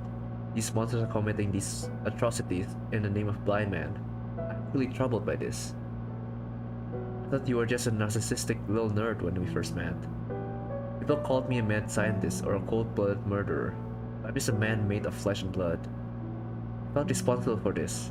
I wanted to take responsibility for this monster I had created. That's the reason I gave my statement in court. It was a place I would be heard. If I managed to attract the media, I knew they would listen to what I had to say. You said that before, responsible.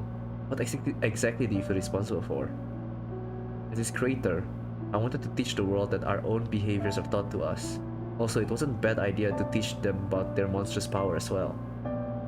I looked up at Sekimoto. He was still staring straight ahead. Monstrous power? What are you talking about? Everything in this world has a purpose. I'm trying to give Blindman his purpose. I am his creator. It's my responsibility.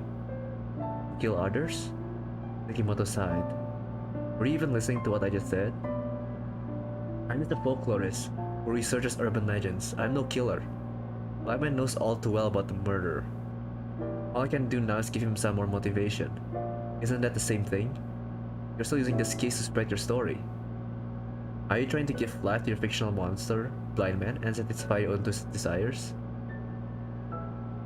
Sekimoto closed his mouth and looked at me. I gave him a stern look until he answered. I might have mistaken the real Sekimoto Sojiro. During the case, he helped us out tremendously in different ways. Some of his bizarre information actually gave us some good leads. He even gave me support when my partner died. And through it all, I started to gradually change my perception of him. But is he insane like I thought when I first met him? Is he a person that can be trusted? Answer my question, do you want Blindman to keep killing people? Well, what do you think? You can think whatever you want.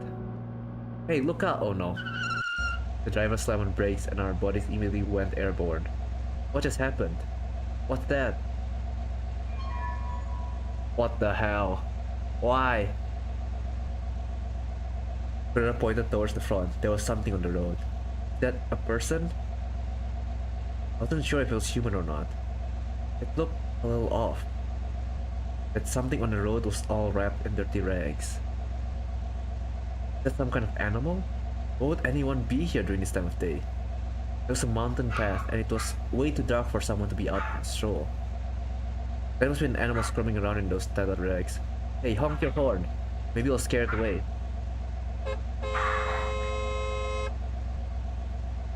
Oh my god. Oh my god. When the driver honked, that something started to move. Slowly left, slowly right, as if it didn't know where to go. That doesn't look good. Can't waste any more time. I'm gonna go out there to see if I can change it off. Kuroda, stay safe. God, what is that? I didn't understand why Sekimoto was smiling. Why is he smiling? Ah! Kuroda screamed. When I looked over at Kuroda, he was beginning to panic. Jiro! Jiro, call for backup! What is it? It's him! It's him! I'm coming over to help. Wait here, Sekimoto.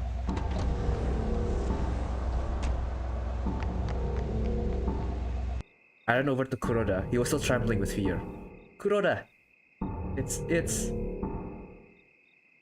He pointed at something that was dirty in the rags. It was still moving slowly, even though it had noticed us. It was dragging its legs. It seemed like it couldn't move them properly. And there again was this faint odor, a fishy smell that I had smelled before. Was it blood? When I checked the ground under something's feet, the liquid was dripping from its body. It was too dark to tell if it was really blood or not. Are you hurt? It's probably not victim. Their eyes are cut out, and their tongue is gone, I bet. A groan came from inside from the rags. Hearing that, I felt my cop instincts kick in. Is that a person? Are you alright? As I was making my approach, the cloth covering its face fell off. Oh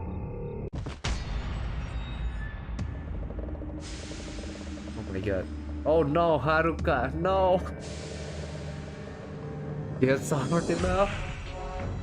Not only did she suffer domestic abuse, not only does she have to deal with Hanae. Haruka's eyes were blood red. She looked like in so much pain. It's like a baby who was in extreme pain. Violence have done something to her. Who the hell did this to you? The tongue is gone. It was blindman, wasn't it? Where is he now? She wasn't responding. She didn't look like she could. When I saw her, I knew the problem. I checked her mouth, and her tongue had been cut out. All she could do was groan. Haruka's bleeding wasn't stopping. The blood was just gushing down her body. It didn't look like she had been hurt long. I checked on her condition again and tried to figure out what I should do next, that is. I'm a little bit too late, she'll die. Perform first aid.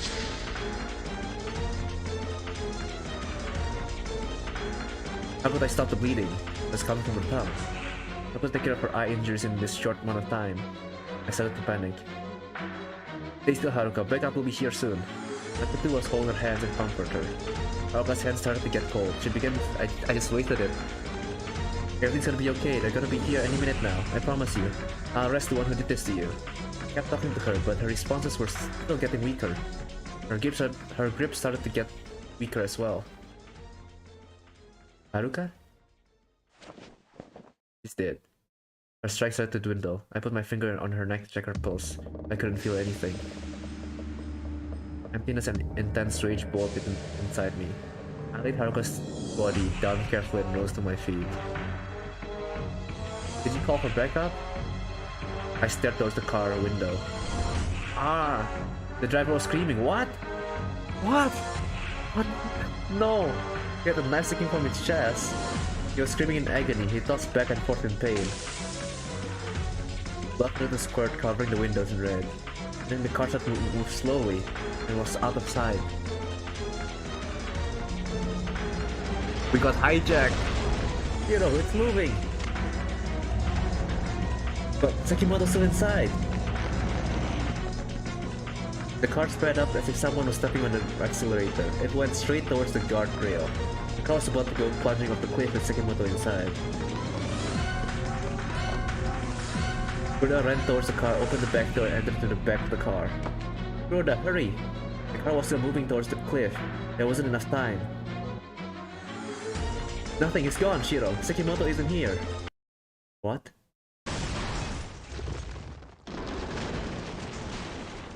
He escaped. He escaped. That was the last time I heard of Kuroda's voice. The car went buzzing through the guardrail and plummeted to the ground. Does that mean if I somehow save my partner, he'll die in that car drive? Kuroda! Kuroda! No matter how much I shouted, Kuroda isn't answering back. He fell down the deep cliff inside the car. I fell to the ground. I couldn't find any more strength to carry on. I just sat there, staring at the broken guardrail, feeling helpless. Haruka just died, and our car just went off the cliff. The officer who had been driving it also been killed, and now Kuroda. And Sekimoto was nowhere to be found. What the hell is going on here? At this moment a word crossed my mind. Blind man. But I thought I was the next target. He must be out there somewhere, watching me. I don't think he's going to let me walk away from this. I'm the last remaining surviving witness to this situation. Even though I haven't seen him, he's going to kill me to complete his plan. I can't let him have that satisfaction. What should I do now? I closed my eyes and tried to concentrate. I couldn't come up with a solution for this situation. I can't believe you've been played by blind man again. Yes, I'm afraid so. What? Huh? Something hit me like an electric shock that sent a sharp pain. Sekimoto, how could you? Someone was staring at me when I fell to the ground. It was Sekimoto Sojiro. Also, there's another person I didn't recognize. Oh my god. Oh my god. Why is this happening? Where am I? I grabbed my head and tried to get up. My sight slowly faded in and out. I looked around and found myself in what appeared to be a house. That's all I could tell at the moment. This house didn't look like it had been taken care of, and whenever I breathed, my lungs were filled with dust. When I looked closely into the dark room, it was obvious that this house hadn't been cleaned in a long time. The smell of mold and dust filled the air. The tatami mat was all covered in sand. Reflection on the windows next door looked dim, letting me know that the sun hadn't been up yet. I wondered how many hours had passed. I tried to check my watch, but it was gone. Last thing I remembered was on that mountain path, and we were transporting Sekimoto Sojiro to the Tokyo detention house. Someone must have moved me to this house. I wondered where I was. I tried to get up. Ouch! At that moment, a sharp pain covered my entire body. I couldn't move. Thanks to the pain, I realized that my current situation was undeniably real. It wasn't a dream or a delusion. There wasn't anyone besides me in this room. Sekimoto wasn't here either. Where is he? I gave up on my feet and laid back on the ground. I tried searching through my pockets for my mobile phone. I couldn't find it, but something came to my mind. Maybe I should try using my radio that was on my belt from the prisoner transport assignment. Nope, it wasn't there either. It must have fallen to the ground at the mountain passage during all the commotion. I need to contact the station immediately, but I need to contact the station immediately about our situation. But without a watch, phone, or radio, it was impossible to do anything. At this moment, something flashed through my mind. It was definitely terror, right? I'd be scared. I'm not gonna laugh, it's just... It was terrifying. My whole body started shrinking back at the thought. Where am I? How long have I been here? I knew nothing. There was no way to call for backup. I screamed for help, but no one was around. I was isolated. This must have been one of Blindman's plan. What should I do? I can't walk at all. I just thought about what to do while lying on my back helplessly. Who the hell brought me here? Suddenly I realized something. The last thing I remember was on the mountain, after our car crash off the cliff. That person I saw before who was standing next to Sekimoto. That person must have been Blind Man. But he must have brought me here to kill me and destroy all the evidence. I was positive that I wasn't rescued, and I was just dragged here. I reached for my baton. It was gone, obviously. I tried to attack my body as much as I could to try to get the hell out of this place. Every time I tried to move, I could smell it and taste the mold and dust in the air. When I managed to reach the end of the room, I could see a dim light coming from another room, and I could smell something other than dust. It smelled like dried blood. Okay, I'm gonna drink for a bit. And charge my headphones.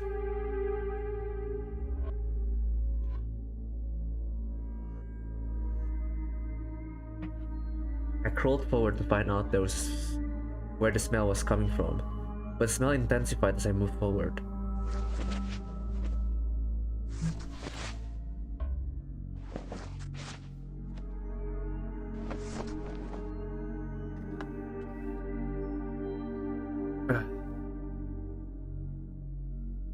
I couldn't believe my eyes. There's blood splattered everywhere, and this place was filled with stench of death. I finally could understand what this place was used for. Someone must have been handling the victims here.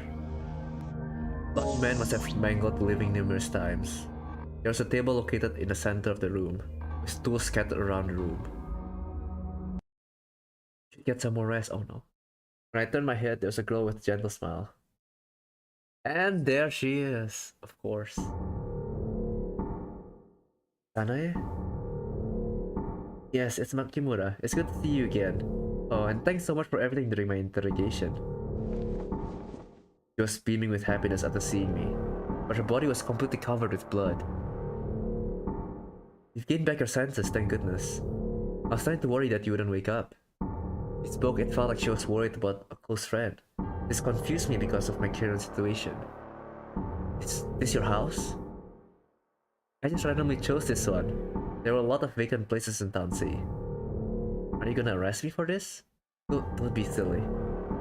I'm no expert, so correct me if I'm wrong. Is this called trespassing? What was she talking about? Trespassing was the least of her concern being in this butcher house. Why now is she worried about trespassing? Can I be arrested for this? What have you been doing in this house? What was I doing? She seemed perplexed, as if she didn't know what to say. Yes, what have you been doing? Well, all of this, it kind of speaks for itself, doesn't it? You want to know about all the details? Yeah, she's absolutely insane. I couldn't find any sign of remorse in her expression. Well, alright, Shiro, I'm gonna tell you everything since you've been so nice to me. I use this place for my work. I store my tools here, sharpen my blades, perform cutting experiments, and try out new utensils. You have to use the right tool according to each meat type. Female and male bodies are so different from one another. That's why I started experimenting here. Oh my god, just killer. Psychopath. For your information, it doesn't matter how sharp something is when you start cutting against bone. You can have the sharpest blade, but all it will do to a bone is chip it. Hey, are you doing alright? Why do you have a blank expression on your face? Do you understand what I'm saying? I was in shock by how much concern she showed towards me. I also couldn't understand how calmly she said all this. I have plenty of tools here.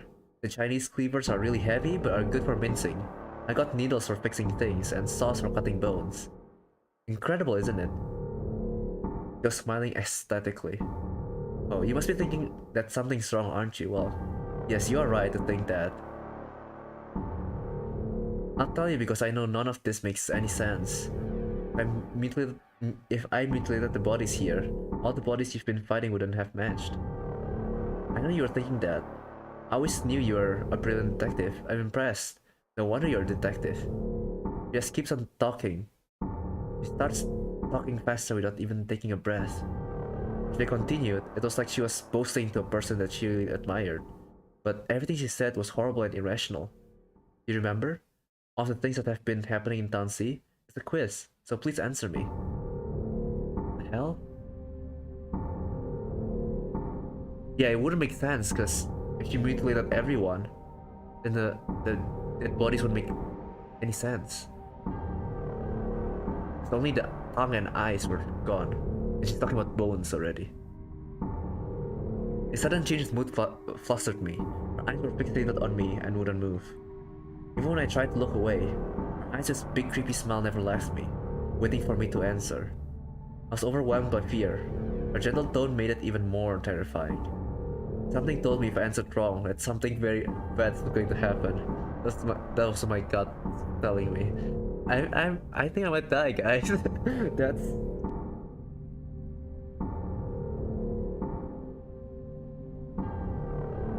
We didn't get to see Minase Haruka's complete body yet.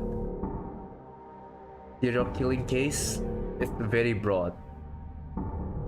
Haruka is definitely the work of blindman, but there was no note on the mouth. I want to say blindman, but then again, she didn't mutilate anyone.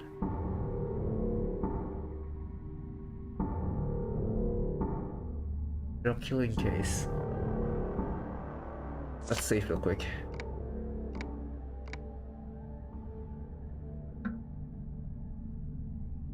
Let's think. Okay, fuck. Oh, she's dead. Kuroda is dead.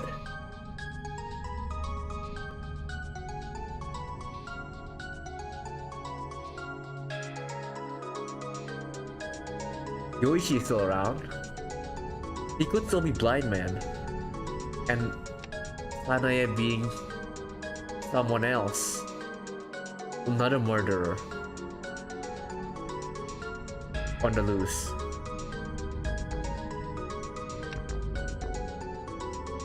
The dead body here is blind man's doing. Because of the MO. Kanaya killed his family. And also Tamura. We don't know who killed Haruka yet. But it's not Kanaya. Because Kanaya is dead. It could be Yoichi or Kanae. It can't be Sekimoto because he was with us the entire time. But he's still out there somewhere now.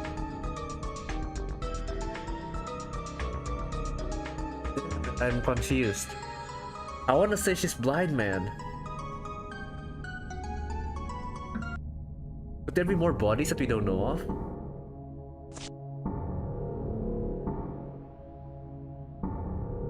What's for sure is the murder of Mina, yeah. For sure.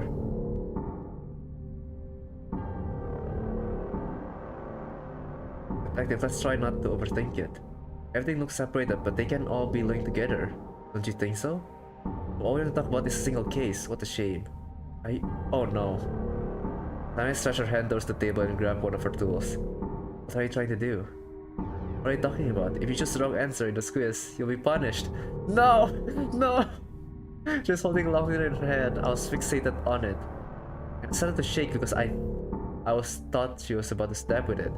Perhaps her plan was to threaten me with torture and then see my agony. It was clear to me because she kept mentioning the fear of death. It would be useless if I pleaded for my life. I think it would only satisfy her twisted desires. Alright, go ahead. Good, I like your attitude. I almost admire it. Alright, here we go. Itai! It was so painful, it hurt like hell. Sanai stabbed me in the foot without hesitation. It was a familiar move. Familiar move? Once we didn't scream at all. I was going to cut out your tongue if you did. Or your eyes would be better. I couldn't feel the pain while I listened to her. I knew it. So, what's the right answer? Huh?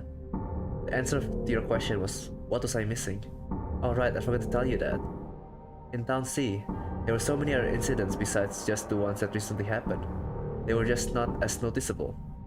You must have not heard about all the people that disappeared. I had, aside from the first victim Tamura, there were so many other people that went missing in this town. Is it a suicide one? No wonder you didn't notice anything.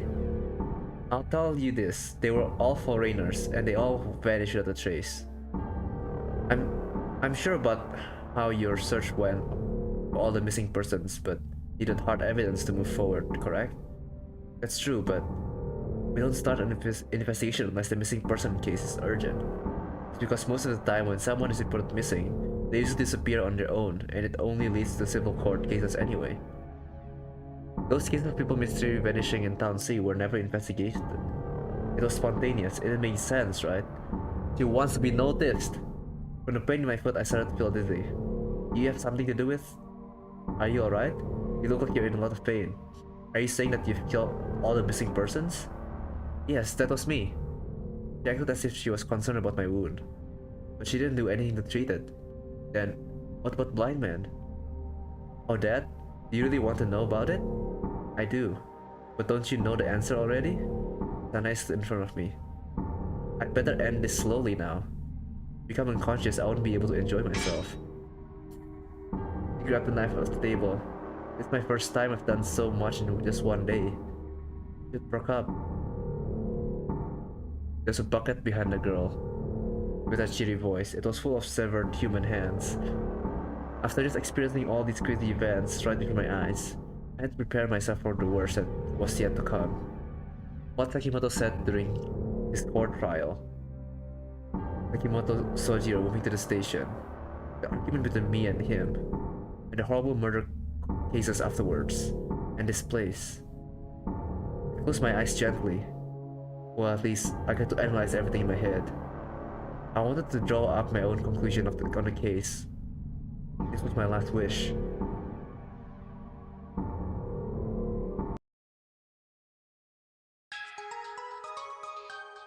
Itai!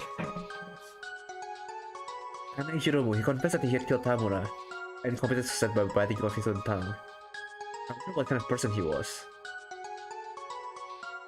He's a drug addict. Yeah.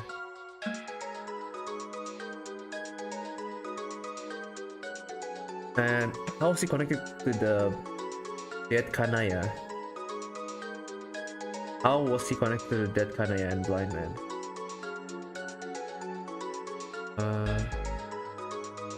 Gave medication, double medication.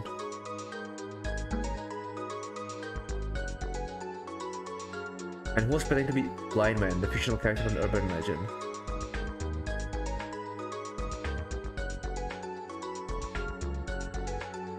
It's gotta be Sanae. But she's trying to say that she's not a blind man and she's jealous that the blind man is so popular. And it's someone else. But no, I have to believe my gut.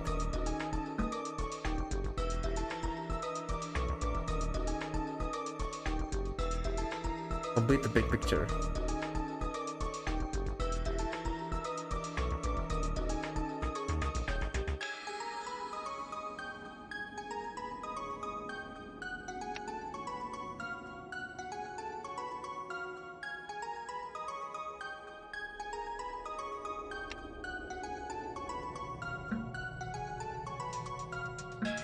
Am I wrong?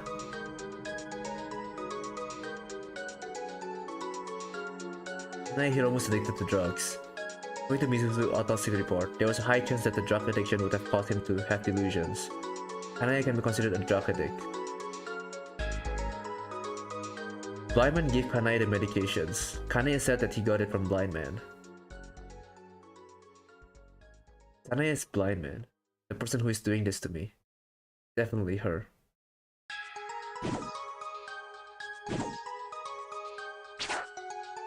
What?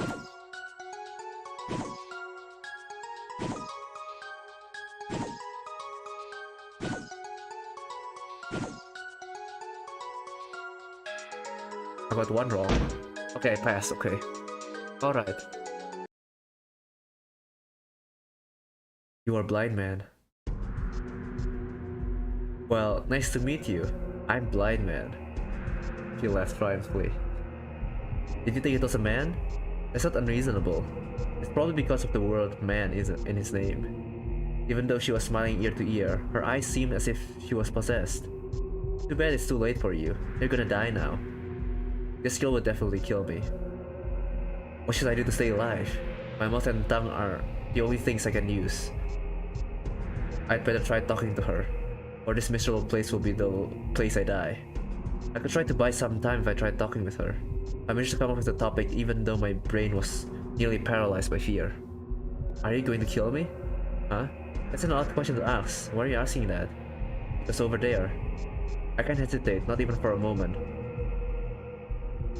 Once she loses interest in me, I'll be chopped up and my hands will be placed in that bucket. You're not giving up, are you? That's amusing, Shiro. She brought her mouth up close to my ears and whispered. Stop trying to give up. Well, it doesn't matter. Killing someone who's already given up isn't fun. You might have said that to sway me. I bet she was just trying to scare me. Blindman, Makimura Sanae, wanted to be in control of someone else's life and control their fate in the palm of her own hands. I'm so angry right now. Angry? Why? I figured out that you're Blindman, but that's it. There's not even enough evidence to help figure out the rest of the case. There's no motive why you did it. I want to know your reason before I die. She smiled creepily as if she was pleased by what I said. Are you saying you're willing to pay your life for the truth? This won't change anything. You will still die and Blindman will live on.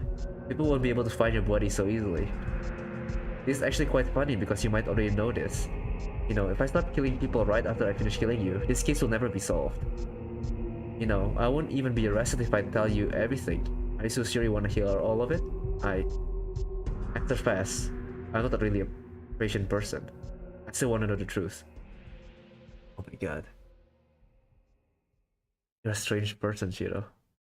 I'm a detective in a washout division. Now it makes sense why escorting a murderer was given to me. And everything at work, everyone hated me at work. You're so different from all the others who've already died here. They just scream in terror as I practiced on them with my tools. God, I hated all those noisy people. That's why I cut their tongues out first. Without anesthetics, of course. Anesthetic was too expensive. I couldn't afford those with my salary. On second thought, the police probably would have had found me if I bought them, because buying anesthetics is extremely hard. They would have detected it during the autopsy and would have investigated the drug distribution route. You see it? Thank goodness, I knew I was right.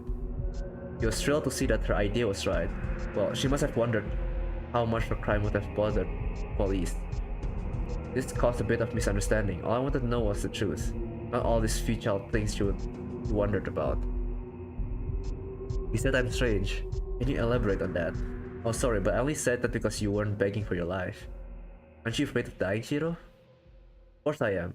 But the worst thing would be dying without knowing anything. Oh, really? So what if I cut your ears instead of telling you the truth? I laughed off my head. I wasn't losing it to the fear. My mind was clear. What's that for? I think you're strange. You're still going to kill me anyway, right? Then you don't have to ask me about that, now do you? That's right, all I was doing was testing your patience.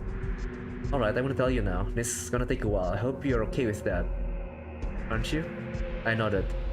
It wasn't like I had the choice anyway. Okay. Right. She sat down beside me, playing with one of her tools.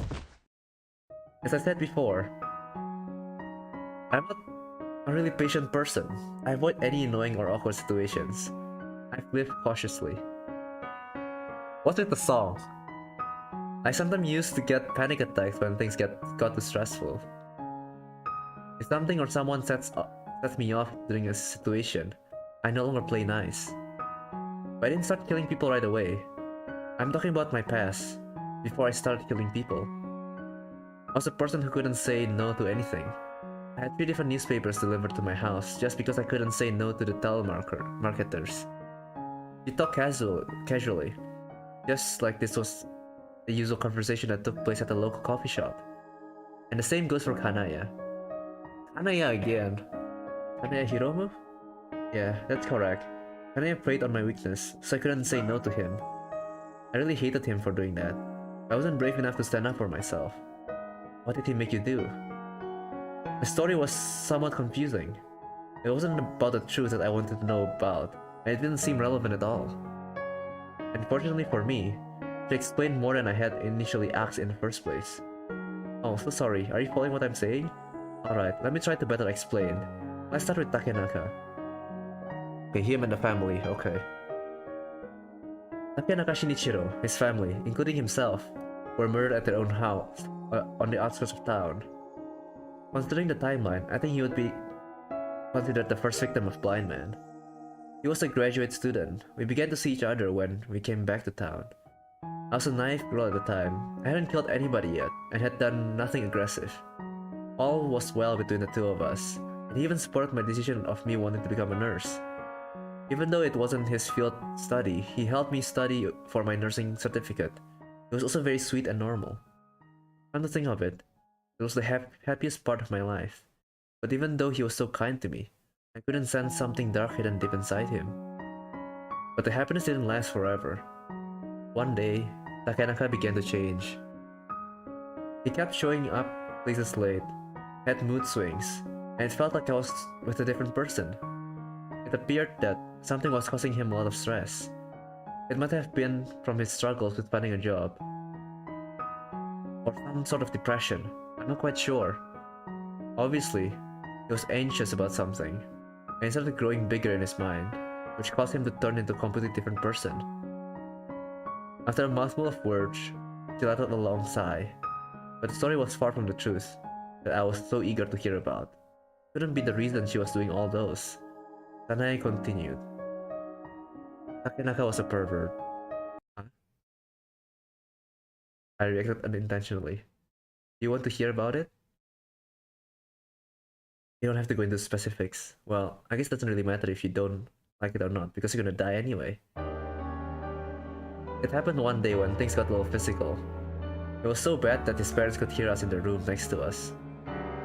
He whispered something strange, breathing hard. I've been studying some urban legends, and knew all sorts of Japanese stories, including ones about monsters from other worlds. There were monsters and horrible stories that were actually believable, unlike the common campfire ghost stories. There's Hanako in the bathroom, man-faced dog, Antarctic man, and sewer crocodile, which were all fascinating and believable. I asked him why he had begun studying those terrifying things, but he just laughed. I'm just a rookie in the field who was following the lead of an urban legend lover. Oh my, is he? I recalled Takenaka Shinichiro's personal information. Yes, it's Sekimoto Sojiro. Takenaka always rambled on about Sekimoto. He said I couldn't stand Sekimoto's work. It was too devilish. I know Blindman was the professor's greatest work, and that Blindman would pay me a great visit one day. He talked about that character all the time. When I asked him about it, he said things like Blindman over and over. He explained that Blindman was a fictional character or for fake urban legend, and was created for research purposes. Blindman was told to be a murderer who stabs its victims that walk alone at night. He also leaves a message in his victim's mouth, saying "Give me your eyes," and targets the next person who finds that message. Takenaka told me that over and over and over, terrified that the actual Blindman would come after him someday. And he added that he wanted to do whatever he wanted before he died. And I found out that in the moment that he wanted to die, he wanted to die. It was my sixth sense, but he acted like that he already given up on his own life. But since he was a coward, he couldn't do it himself. And that was the reason he was so cruel to me. As I looked at him so helpless in his depression, an idea popped into my mind. I figured out I could help him achieve what he wanted. That's why bringing Blindman into the real world. That's why it happened at his house. It was deserted so there wouldn't be anyone to call the police. I guess right, because it took you guys a long time to find it, Shiro. But his parents were there too. Why did you kill them as well? Oh, that's simple. They seemed like they wanted to die too. You've seen that place yourself, right? It's like they were waiting to die in that miserable, worthless residential area all alone. I don't know what the reason was, but they seemed to have given up on life, just like their son, so I helped them. But it was your assumption. Well, yeah, it might have been. I felt like I was reborn. I felt guilty as I committed the crime, but the rush of excitement was intoxicating. After that, I looked over the dead family who lied there, quietly, and left with a smile. But someone saw me walking all over, all covered in blood. I thought this was it for me. Fortunately, she didn't call the police. Instead, he filmed me and blackmailed me with the video. The story was terrible, from the beginning to the end. All the people in her story, including Makimura Sanae herself, sounded somewhat twisted. Kanae was too much. He treated me like a toy. Man, Kanae, I thought you liked Haruka. I liked Takenaka way better than him. Kanae didn't have a very good interpersonal skills either, don't you agree? I had to agree with her on that one. I think relationships are shaped by empathy and sharing emotions with each other. I think that's the same for nursing. But he just suppressed me without caring about my feelings. Can you believe that? And he whispered the name Haruka while he put, oh my god. He pretended I was Haruka and fulfilled all his desires he wanted to do with her. And he always told me that I was just her substitute. I couldn't stand it. It was just too stressful and unbearable. I had to do something to punish Kanaya. I couldn't do anything because he was so much stronger than me and had that video. Because I couldn't use the same method I used when I killed Takenaka, I devised a new plan dealing with his own self-destruction. I decided to use his inferiority complex against him. I started telling him that Haruka would only see him if he lost some weight. It was pretty obvious that it was going to be impossible for him to lose weight. He didn't even want to reduce the amount of food he ate, and hated exercising. All this I already know. Samadhi medical diet. That's right, you figured out the name, huh? It's heavily used in Southeast Asia, where the regulations aren't so strict.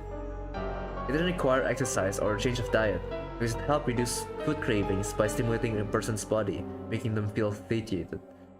When he started taking the drug, I told him that what Minase would say. I told him that he looked thin, and it was surprising that his chin line was improving. Men are so simple and gullible, don't you think so? They should believe everything I told him. He really did lose weight, but there were some side effects. Some pretty serious one. I had some questions I wanted to ask, but I couldn't because she never stopped talking. He was getting worse and more delusional by the day, saying that Haruka was having a hard time lately because of a guy. And I kept handing him the drugs, whispering in his ears that she was the reason why he should lose weight. When he took enough medication, I told him a terrifying method for killing a person. I told him to grab a pair of scissors, snap the victim's eyes out for an easy kill, with enough screams to satisfy his needs. And he did just that to Haruka's lover, just like Blindman. And he apparently lost his mind and killed his entire family. You probably know the rest of the story, right? Yes, Kazamori was killed because of you. No, you're wrong. It was Kanaya's fault. You shouldn't have given him the medication. You can't solve anything now if you go on like that. I should have never met him. You should have never met Haruka either. I can go on and on. So don't make me a scapegoat. He was delusional even before he started taking the drugs. Ever since he killed Haruka's lover, his mental condition worsened. And he no longer cared about me. I was finally free, but it was just in the beginning of another anxiety disorder. Were you worried about the investigations? Kanaya shook her head. I wasn't worried about his testimony because Kanaya was taking the drug. Anything he said in the court would be thrown out. I was afraid that no one would ever need me and I would live the rest of my life in this town alone. Even if I got that nursing certificate, what next? No one would be there to cheer for me. I felt so alone. The anxiety that nobody needed me anymore stemmed from the time when I was abused by Kanaya. I needed to find someone who would need me, and I found someone else. I had found lots of people who needed me. The people in your facility. I asked her, but I think I already know the answer. I can tell you wanted me to say no. This man, for example. Oh no. Is that Sakimoto's hand? Then I pointed at the bucket and the bloody arm waved at her just like if it was saying hello. They had become corpses because I did something to them. They can't be dead now unless I want them to. And if I don't do my work, Blindman will be no more. What do you mean by that? My every action is crucial to believers of Blindman. He lives as I kill. I killed people so they would need me. I invited random people who I've never met and murdered them there. Do you know that feeling, Shiro? No, I don't want to know. I don't want to know what a cold-blooded, attention-craving murderer would think. Who's the other one? At least that you weren't alone. Oh, you already know all too well about the other one.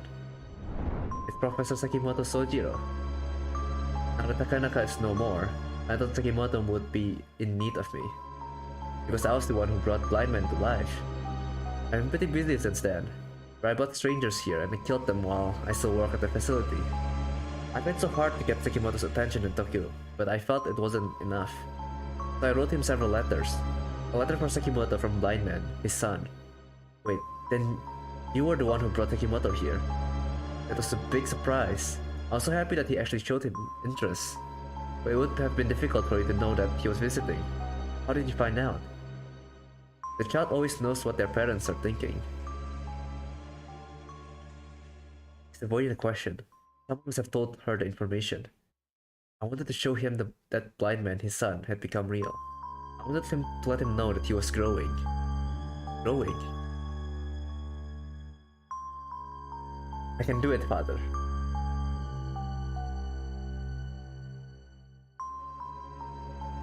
She talked as if she was a needy son. Watari was pretty simple. She already had an issue with walking properly. She wasn't that sensitive when I was nursing her.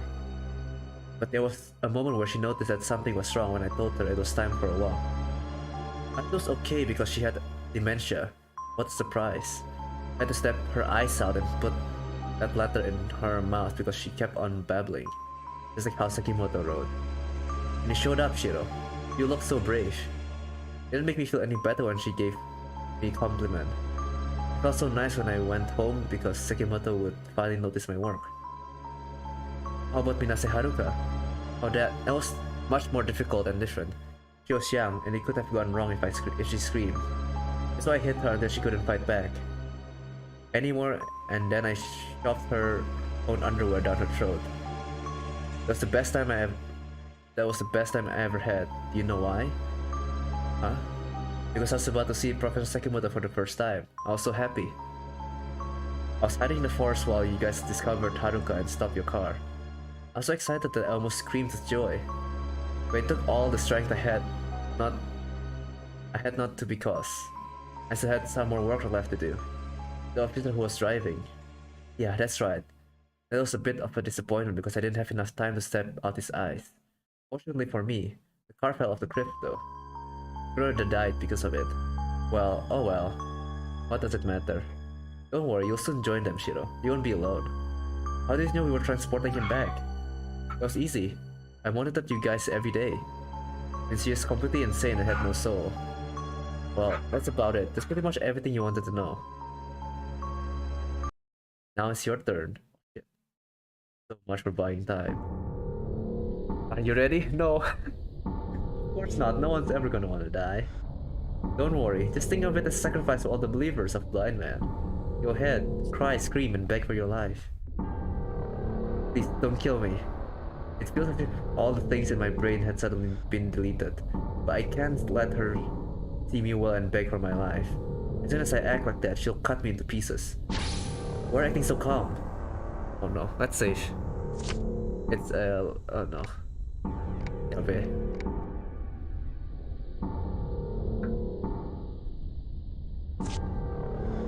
Okay. Here we go.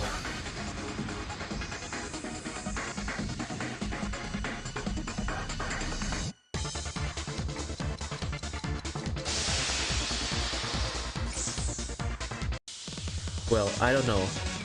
What do you think? I'm the one who's asking you. Are you up to something here? What do you expect me to say? I watched her eyes carefully. I could sense a rustle of emotion within them. She didn't seem to like my answer. Just kill me already, that's what you wanted, right? Yeah, that's true, but killing a person who wants to die would be boring. I want you to scream with despair. It would be fulfilling. Just explaining her intention, so I got a hint for my survival. There's no use to beg for mercy. She was going to kill me for that. I have a question, will you continue your work even after you kill me? That's none of your business. Stop will experience a lot more pain. But I'm about to die anyway. But I am about to die. God, how annoying. You try a bit harder to get better opportunity to survive. I know all too well there's no such thing for me.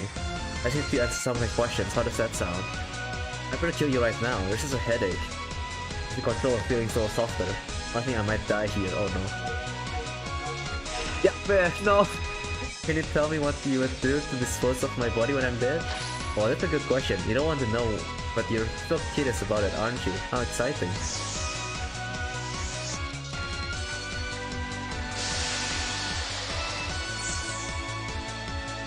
How are you going to kill me?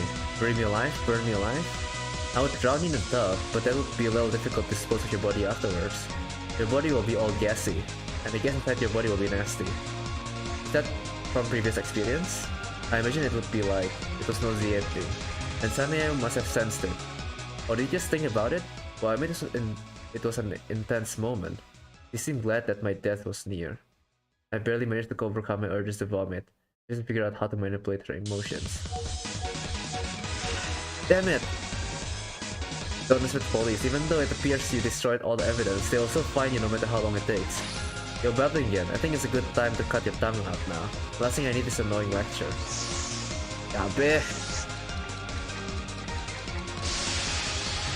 I left the message.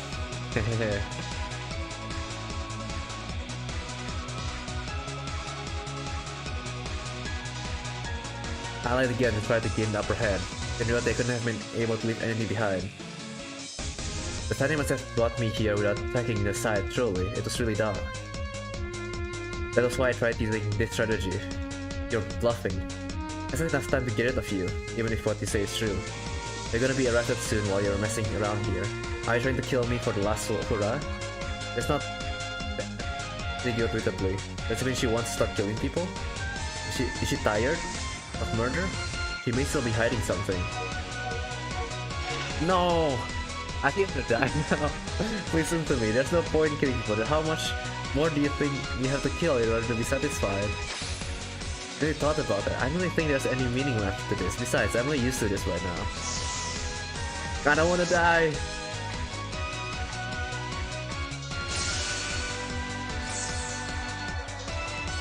It'd be nice to stop here. You're just justifying your situation because you don't want to look bad. But then you're gonna die anyway, Shiro. Also, it's really none of your business. Just kill me already so I can stop complaining about the situation. I'll stop caring about your feelings anymore. Don't be so hasty, just as I say it, or I will kill you. You seem angry at me for the first time. But you're already going to that anyway, so what's the point? You slapped me instead of killing me. I felt something different from her strange act. Why hasn't she killed me? All she's been doing is taunting me. I'm gonna die. Please don't miss, I don't wanna die. That's it, I was waiting for you to say that. Trust me, you won't be disappointed. No! I was just quiet, I can't...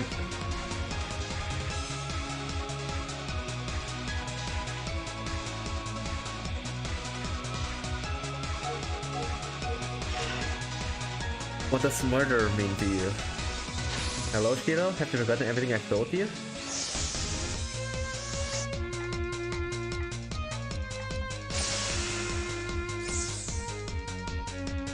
I remember all of it, of course. You killed people for the followers of blindman, honestly.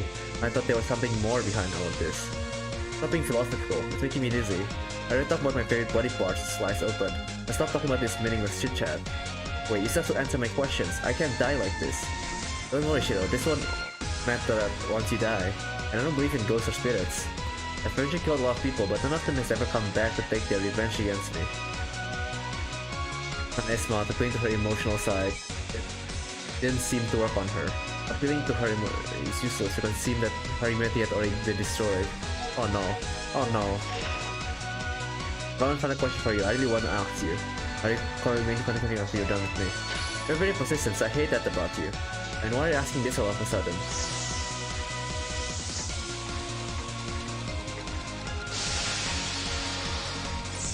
You know, just like her. She just wanna do it, you know? Can she do this? Curiosity. What a strange person. But it's not a bad thing.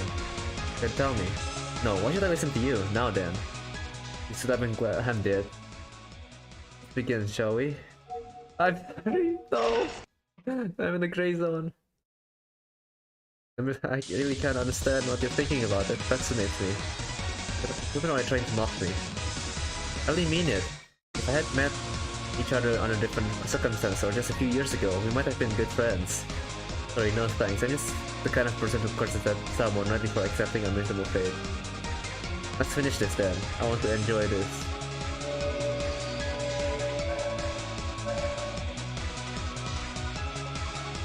You know, at least it's not on the red. The end. I think it's gonna mince me and there's nothing left to do. I've already killed many people before. Probably know the best way to make me suffer a lot and kill efficiently. Then I might remove all my skin, severing my arms, leaving only my respiratory and vascular systems. I don't even know what those things are, but I bet it's painful.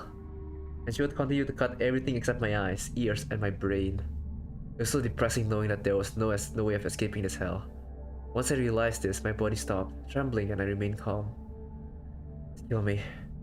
Yeah, but since you lived up to this point, I will kill you just like blindman would kill you. I'll stab both your eyes out thoroughly, all the way back to your skull. How delightful. He'll see it for himself. He? Ah, welcome. I stood up and ran towards the door. You've come here at the right time. The show's about to start. Please come in and take the best seat in the house. Tekimoto, how could you? I couldn't believe who I just saw. It's gotta be him. I knew it. How are you feeling, Shiro? Tekimoto. Anger started to boil and began roaring inside me like molten lava. How much did Shiro know about us? Everything, sir. I told her about the letter I wrote to you while you were in custody. There might be some misunderstandings here. I can tell from your eyes. Were you using me? I'm not sure, but that doesn't really matter now. I like your expression, Shiro. I prepared one last gift for you. Now that sounds worth killing for. Tekimoto Sojiro, you'll be brought to justice. A man must die someday. Before my life was in the hand of the government. Now, all these threats are meaningless to me. And this situation is just a catalyst for my academic curiosity. Akimura Sanae was an interesting specimen. I materialized my story. But sir, Sanae was looking at him, dumbstruck. I really want to write a paper on your behavior. Akimura Sanae had tears in her eyes. Maybe this is what she always wanted, to be told by someone else that she was truly needed. I was about to lose it with all these crazy events all happening at once. I was so lucky because I could hear all the case in town see. Now I get to watch the conclusion to this case up close and personal. I don't want to be the sacrifice for their desires. All I was to them was the source of satisfaction for the two of them. Being sacrificed for those savages. It's outrageous. Now, show me the working of blind man. Yes, sir. No! Get away! She grabbed a pair of scissors and walked towards me in glee. Stop. No. I won't forget your face. Even if you stab my eyes out, I'll become an evil spirit and I'll haunt you until you take the plunge down to hell. Shut up. Can't you see that I'm in the middle of a show here? Please don't disturb me. Ah. She grabbed my chin tightly, tilted my head to face upwards. She seemed ecstatic as Sekimoto watched on from the rear with his cold expression. Blood was splattered all over the ceiling. It was all I saw, and maybe that was my last memory of my life. He brought the scissors close to my eyes. Ah. They shine so brightly. You must have polished them for the show. This is not rusty, right? Thanks for everything, now die for me. Game over.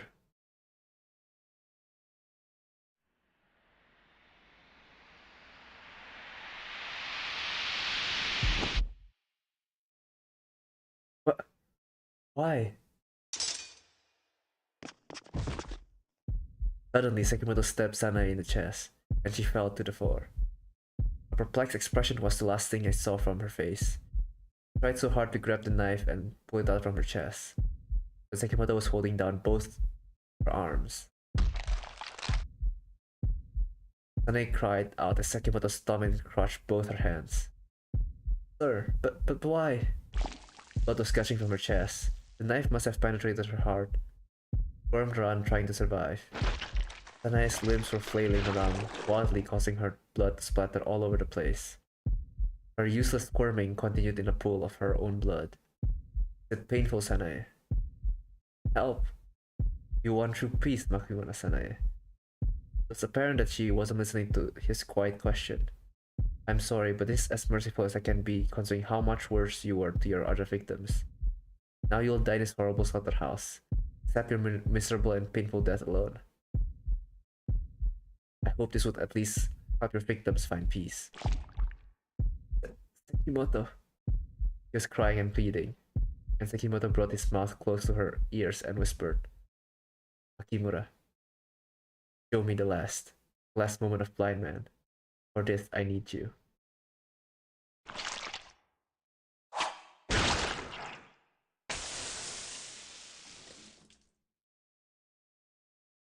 Fish sounds, yeah.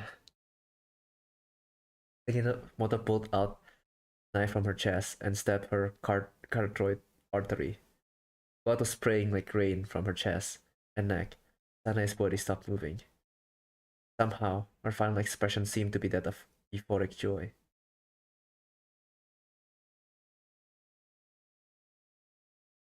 It's over. Are you alright, Shiro? He sat down weakly beside me. I didn't get much exercise because I spent so much time in my cell. I looked at him with amazement. Your plan all along? I really am.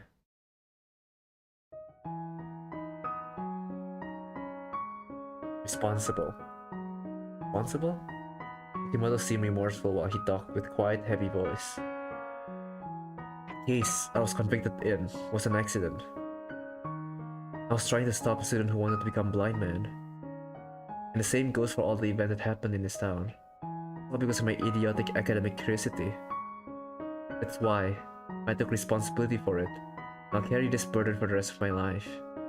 There'll be no more sacrifices and disasters. This will be the final atonement of my sins. So, he did kill a student. Sometime later.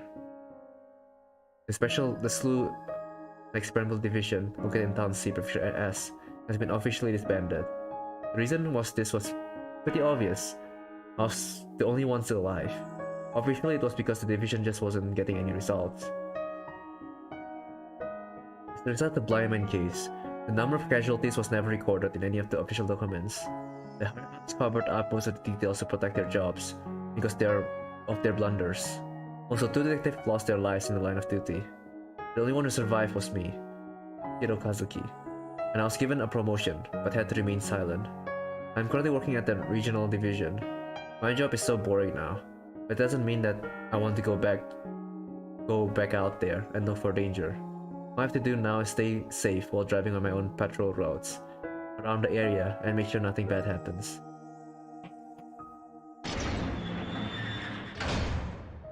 Again, don't forget you have a time limit. Alright, I'll remember. Tell the rest of the story, but the rest isn't really that interesting.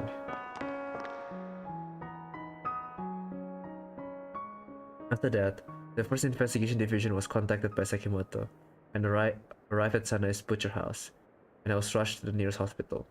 I can't remember anything past the moment, when the paramedics got to me and carried me away, only that Sanai's tools were extremely unsanitary. I also thought that they were worried that I had tinnitus, because they found dirty needles in my body. I slept for days, and once I woke up, I couldn't do much because I was all wrapped up. Rhoda went over a cliff inside the car. Kazamori died at the hands of Kanaya.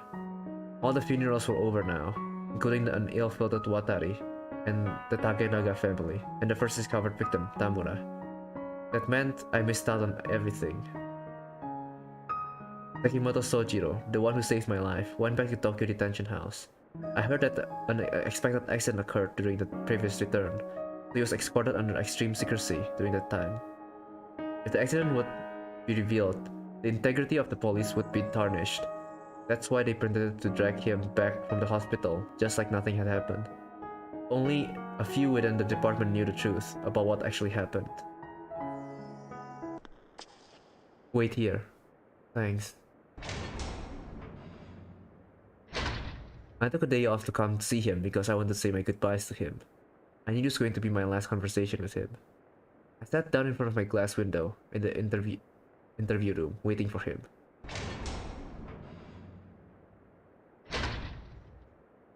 Oh, it's you. It's been a while.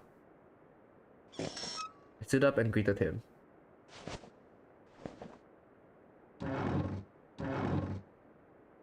I was startled when I heard you came to visit me. I thought they would have banned you from visiting me. Did someone mention my name before? He just smiled at me and didn't say anything. We don't have time for chit-chat, so why are you here? I heard about the verdict. I think it'll be very hard to see you again once you're locked up in that place that's banned from the public. I see. I didn't hear the specific transfer date. It could be tomorrow or a month. I heard you're using the right to remain silent again. Yeah. Why? Your sentencing might have been lessened if you just explained the entire situation. And telling them you saved me as well would have helped reduce your sentence a little. I'm curious, why did you? I wasn't in Town C at the time, well, officially. That's why I didn't save you. The authorities, prosecutors, and the entire system of law would be in chaos right now if the truth was revealed. Internal affairs. You know all too well they know about this. But you did save me, and that's a fact. I want to return the favor. I'm just a criminal who managed to avoid capital punishment and imprisonment for life. The prosecutors have already thanked me enough. I dropped my head. This was wrong. I couldn't do anything to change it. You know, there's nothing to be upset about. Do you remember what I told you on that day? I just need to take full responsibility and carry this burden with me for the rest of my life. Sekimoto looked at me with a gentle expression. He was trying to take all the burden on by himself, and didn't look like he was ever going to change his mind. Sekimoto, why are you adding Mr. to my name? Cut it out. Thank you for everything. Well, I bowed to him. That was the only thing I could do. Call me anytime if you are ever in trouble. If you don't mind. Is there anything you want? I have more writing pads. I have to finish my paper. From my study on the embodiment, alteration, and propagation mechanism of blindman, an urban legend through the internet. If possible, I'm asking every official who has visited me, but I need you to put some pressure on the Tokyo Detention House. Pressure? Yes, I want to ask them if they have more information about, or if anyone knows the truth about the immortal on death row, if it's an urban legend or not. It's gonna be a little tough for me. I'm not high enough rank, and I'm so sorry. I see. I was just saying, but I won't give up. I'll see if I can persuade any of the prison guards to tell me. He smiled as he finished talking. His expression was the brightest smile ever. That's creepy, man. How's it a good smile?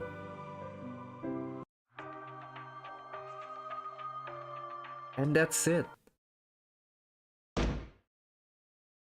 Blind man.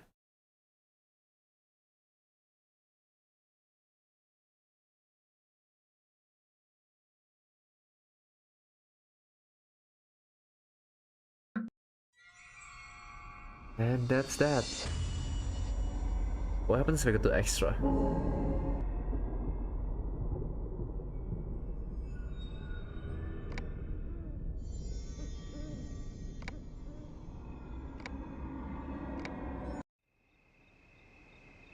Lose weight.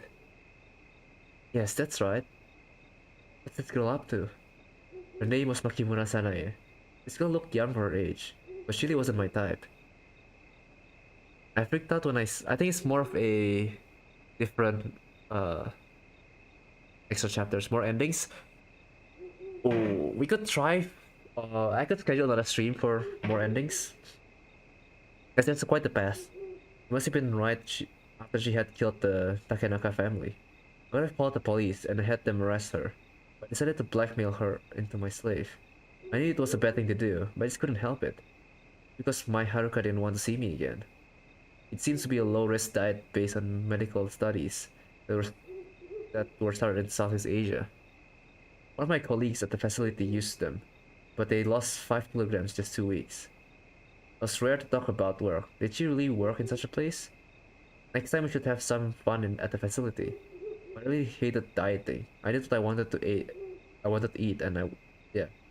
I did what I wanted and ate what I wanted. That was my philosophy. But it'll be like everything else. Eat less food and exercise. I hate those nasty things. No, it's easy and simple. This method seems to work for everybody. How does that sound? She's so persistent. Why is she telling me all this? No, diet was the third or fourth word I hated the most. In the first place, is there anything good about being thin? You want to impress Miss Haruka, right? She said even before I finished my sentence. Haruka? Why are you talking about her all of a sudden? She doesn't care if I'm thin. Haruka told me that herself when I visited her at work 3 times a day. She smiled at me, and she didn't care about my weight. Was she that pretentious? That would be terrible. I don't want to think about that now. Then I closed her eyes. Is this his perspective? Was it just me or was she frustrated? Anya, listen carefully. The kind of girl who doesn't care about appearance only exists in books or in your imagination. And think about it. You have no other flaws other than being overweight. Well, yeah, kind of. But lots of money and talent to become famous novelists. I really am the man. Well, it's hard to think of anything else that Haruka would reject you for. Well... She might have been testing you. When she said that she was okay with your figure. Testing. Girls can be like that sometimes.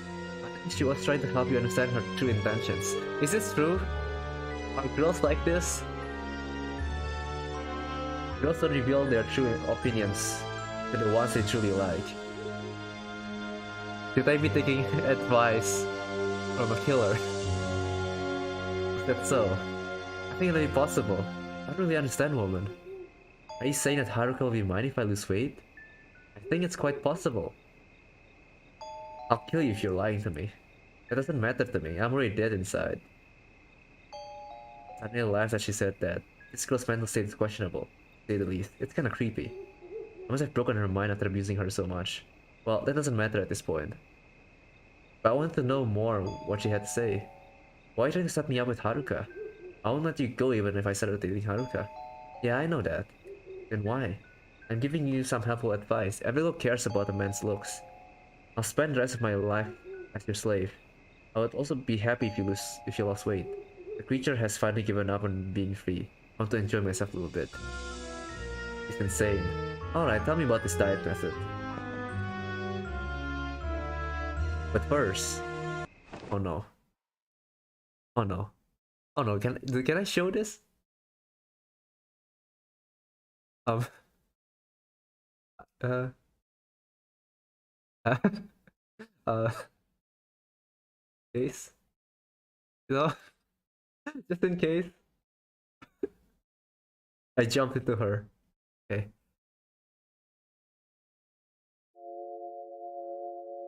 Oh no. Okay, I think it's... Okay, I think it's fine. I think it's fine, Deo. Got onto diet pills. Could I really lose weight with these? I wasn't a fool. I didn't start taking the pills at first because they looked kinda suspicious. But the situation with Haruka was starting to get worse. Now she would only stay a few minutes even after I requested her at the bar. And she stopped accepting all the expensive gifts I gave her too. They could have been right. Haruka might have been angry with me because I had been ignoring her needs. Just thinking about the situation made me anxious. So I decided to fix the medication I got from Sane into my stupid family's meal and see if there were any side effects. My family was fine, so it wasn't poison. After that, I started taking the medication. It's quite effective. I lost some weight, and Haruka started to treat me better for a while. Sanae told me what was going on with Haruka. Sanae even told me that I looked thinner. It was only a matter of time until Haruka agreed to go out with me. After pulling out a large amount of cash from the convenience store, I decided to persuade Haruka by giving her a gift. For some strange reason, Haruka rejected me. God. Perspective of this guy. What just happened? Why didn't Haruka become mine? I was confused. I lost weight just like she wanted. I even gave her some money too. What else did you want? When I left Haruka's bar, I called Sane to come meet me at our special place. I wanted to release some of my anger, but I needed to get off the drugs from her first. I got really anxious if I didn't take them. My body was on fire. Sane stared at my right hand and began to speak. What's that in your hand? Is that Haruka's mobile phone? Yeah, that's right. Haruka said I never want to see you again, but she dropped her phone before she left. This might be an excuse to see Haruka again, but what a lucky opportunity. Why was she so cold, refusing me like that? I've lost weight, and I love her so much. Can I take a look? She snatched the phone and took a look at it out. She finally opened her mouth before she could ask for it back. Her tone was disappointingly sweet. Someone's threatening your girl. What? But she never seemed... Then I showed me the call history. It had the name of the strange man. Tamura Kotaro. Tamura Kotaro? I know this one. He's notorious at my nursing facility. He preys on others' weakness to steal money and control them. This guy's a bully. Is that so? Son of a bitch. He might have been the main reason why Haruka rejected you.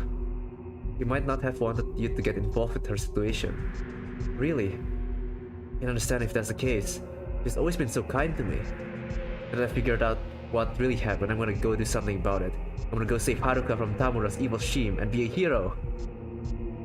That's the spirit, but that wouldn't be enough. You never know when he could strike back. Really? Then I should kill Tamura. I'll never let you get near Haruka ever again. Really? Of course, I can do anything for her. Anaya brought her face close to mine. She was smiling, but her eyes weren't. Her eyes were dark as an abyss. You're not ready yet. He's gonna beat you down in your present state. Don't worry, you just have to change your methods or you won't be able to save her. That's why I'm going to teach you how to kill him. I'll tell you how to induce the most bone-killing fear within him. I started to get dizzy. I didn't understand what she was talking about, but I know that to end the conversation.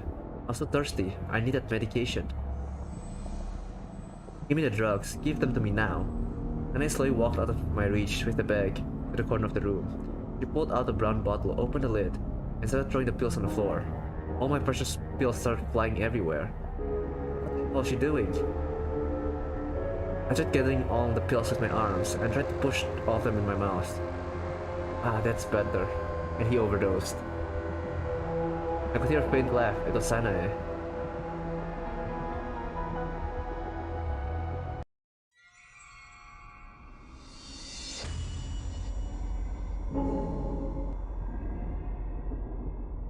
Ending list. Well, we got two endings.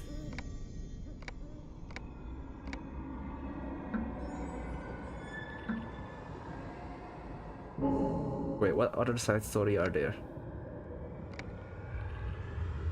How do I unlock those? Well, let's see the tree real quick.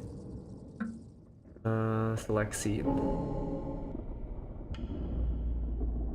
So for this tree, there's like 3 paths.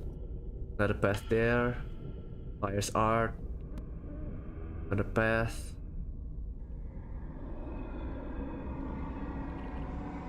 Man, I think this might lead the same way, right? So.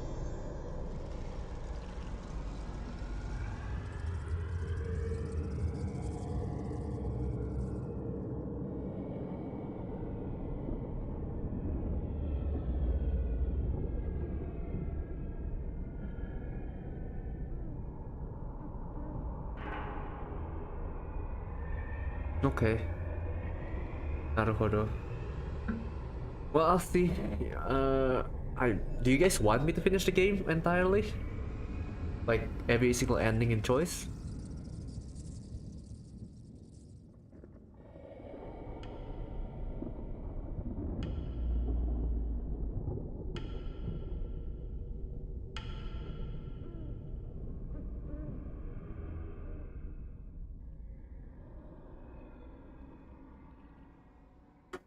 Because if you do, I don't mind doing it. Though it might be hard on like the flyers art thing.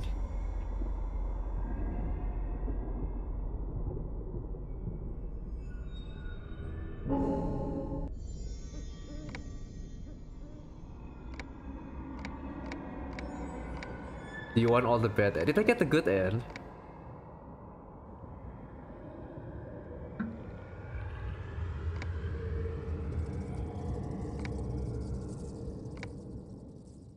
There's a second game and a third game of this, but I don't know if they're translated. I think third game is gonna be released soon. I don't know if it's out yet. Second game, I don't know if it's translated. I have to do research on that.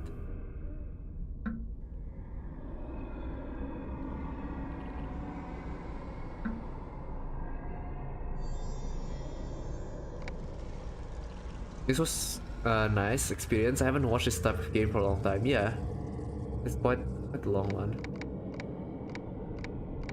It is an old game, like 2014, I guess, or 15. It's quite a very old, ancient horror mystery. I get all the bad end. Well, I got one bad end already. But I think I'll do a bad end stream, I guess. For every single one of them. Because we didn't really get to talk with the... What was his name? The inspector. No, not the inspector, the... What was it called? The journalist, right? How did he know all that? The mystery. His involvement with this case. It almost feels like in a current playthrough, right? That he means nothing. Like, it doesn't affect the story at all. Whether he exists or not. Yeah, tomorrow. I'll look into that tomorrow. But yeah, pretty fun game. I didn't die this time, which is good. That's a good thing. Yeah, I hope you enjoyed the mini horror stuff. I'll schedule another session next week for the death. For the death time. You know, just to die. But yeah. Bye bye. Thanks for hanging out. And see you next time. Yeah, ne.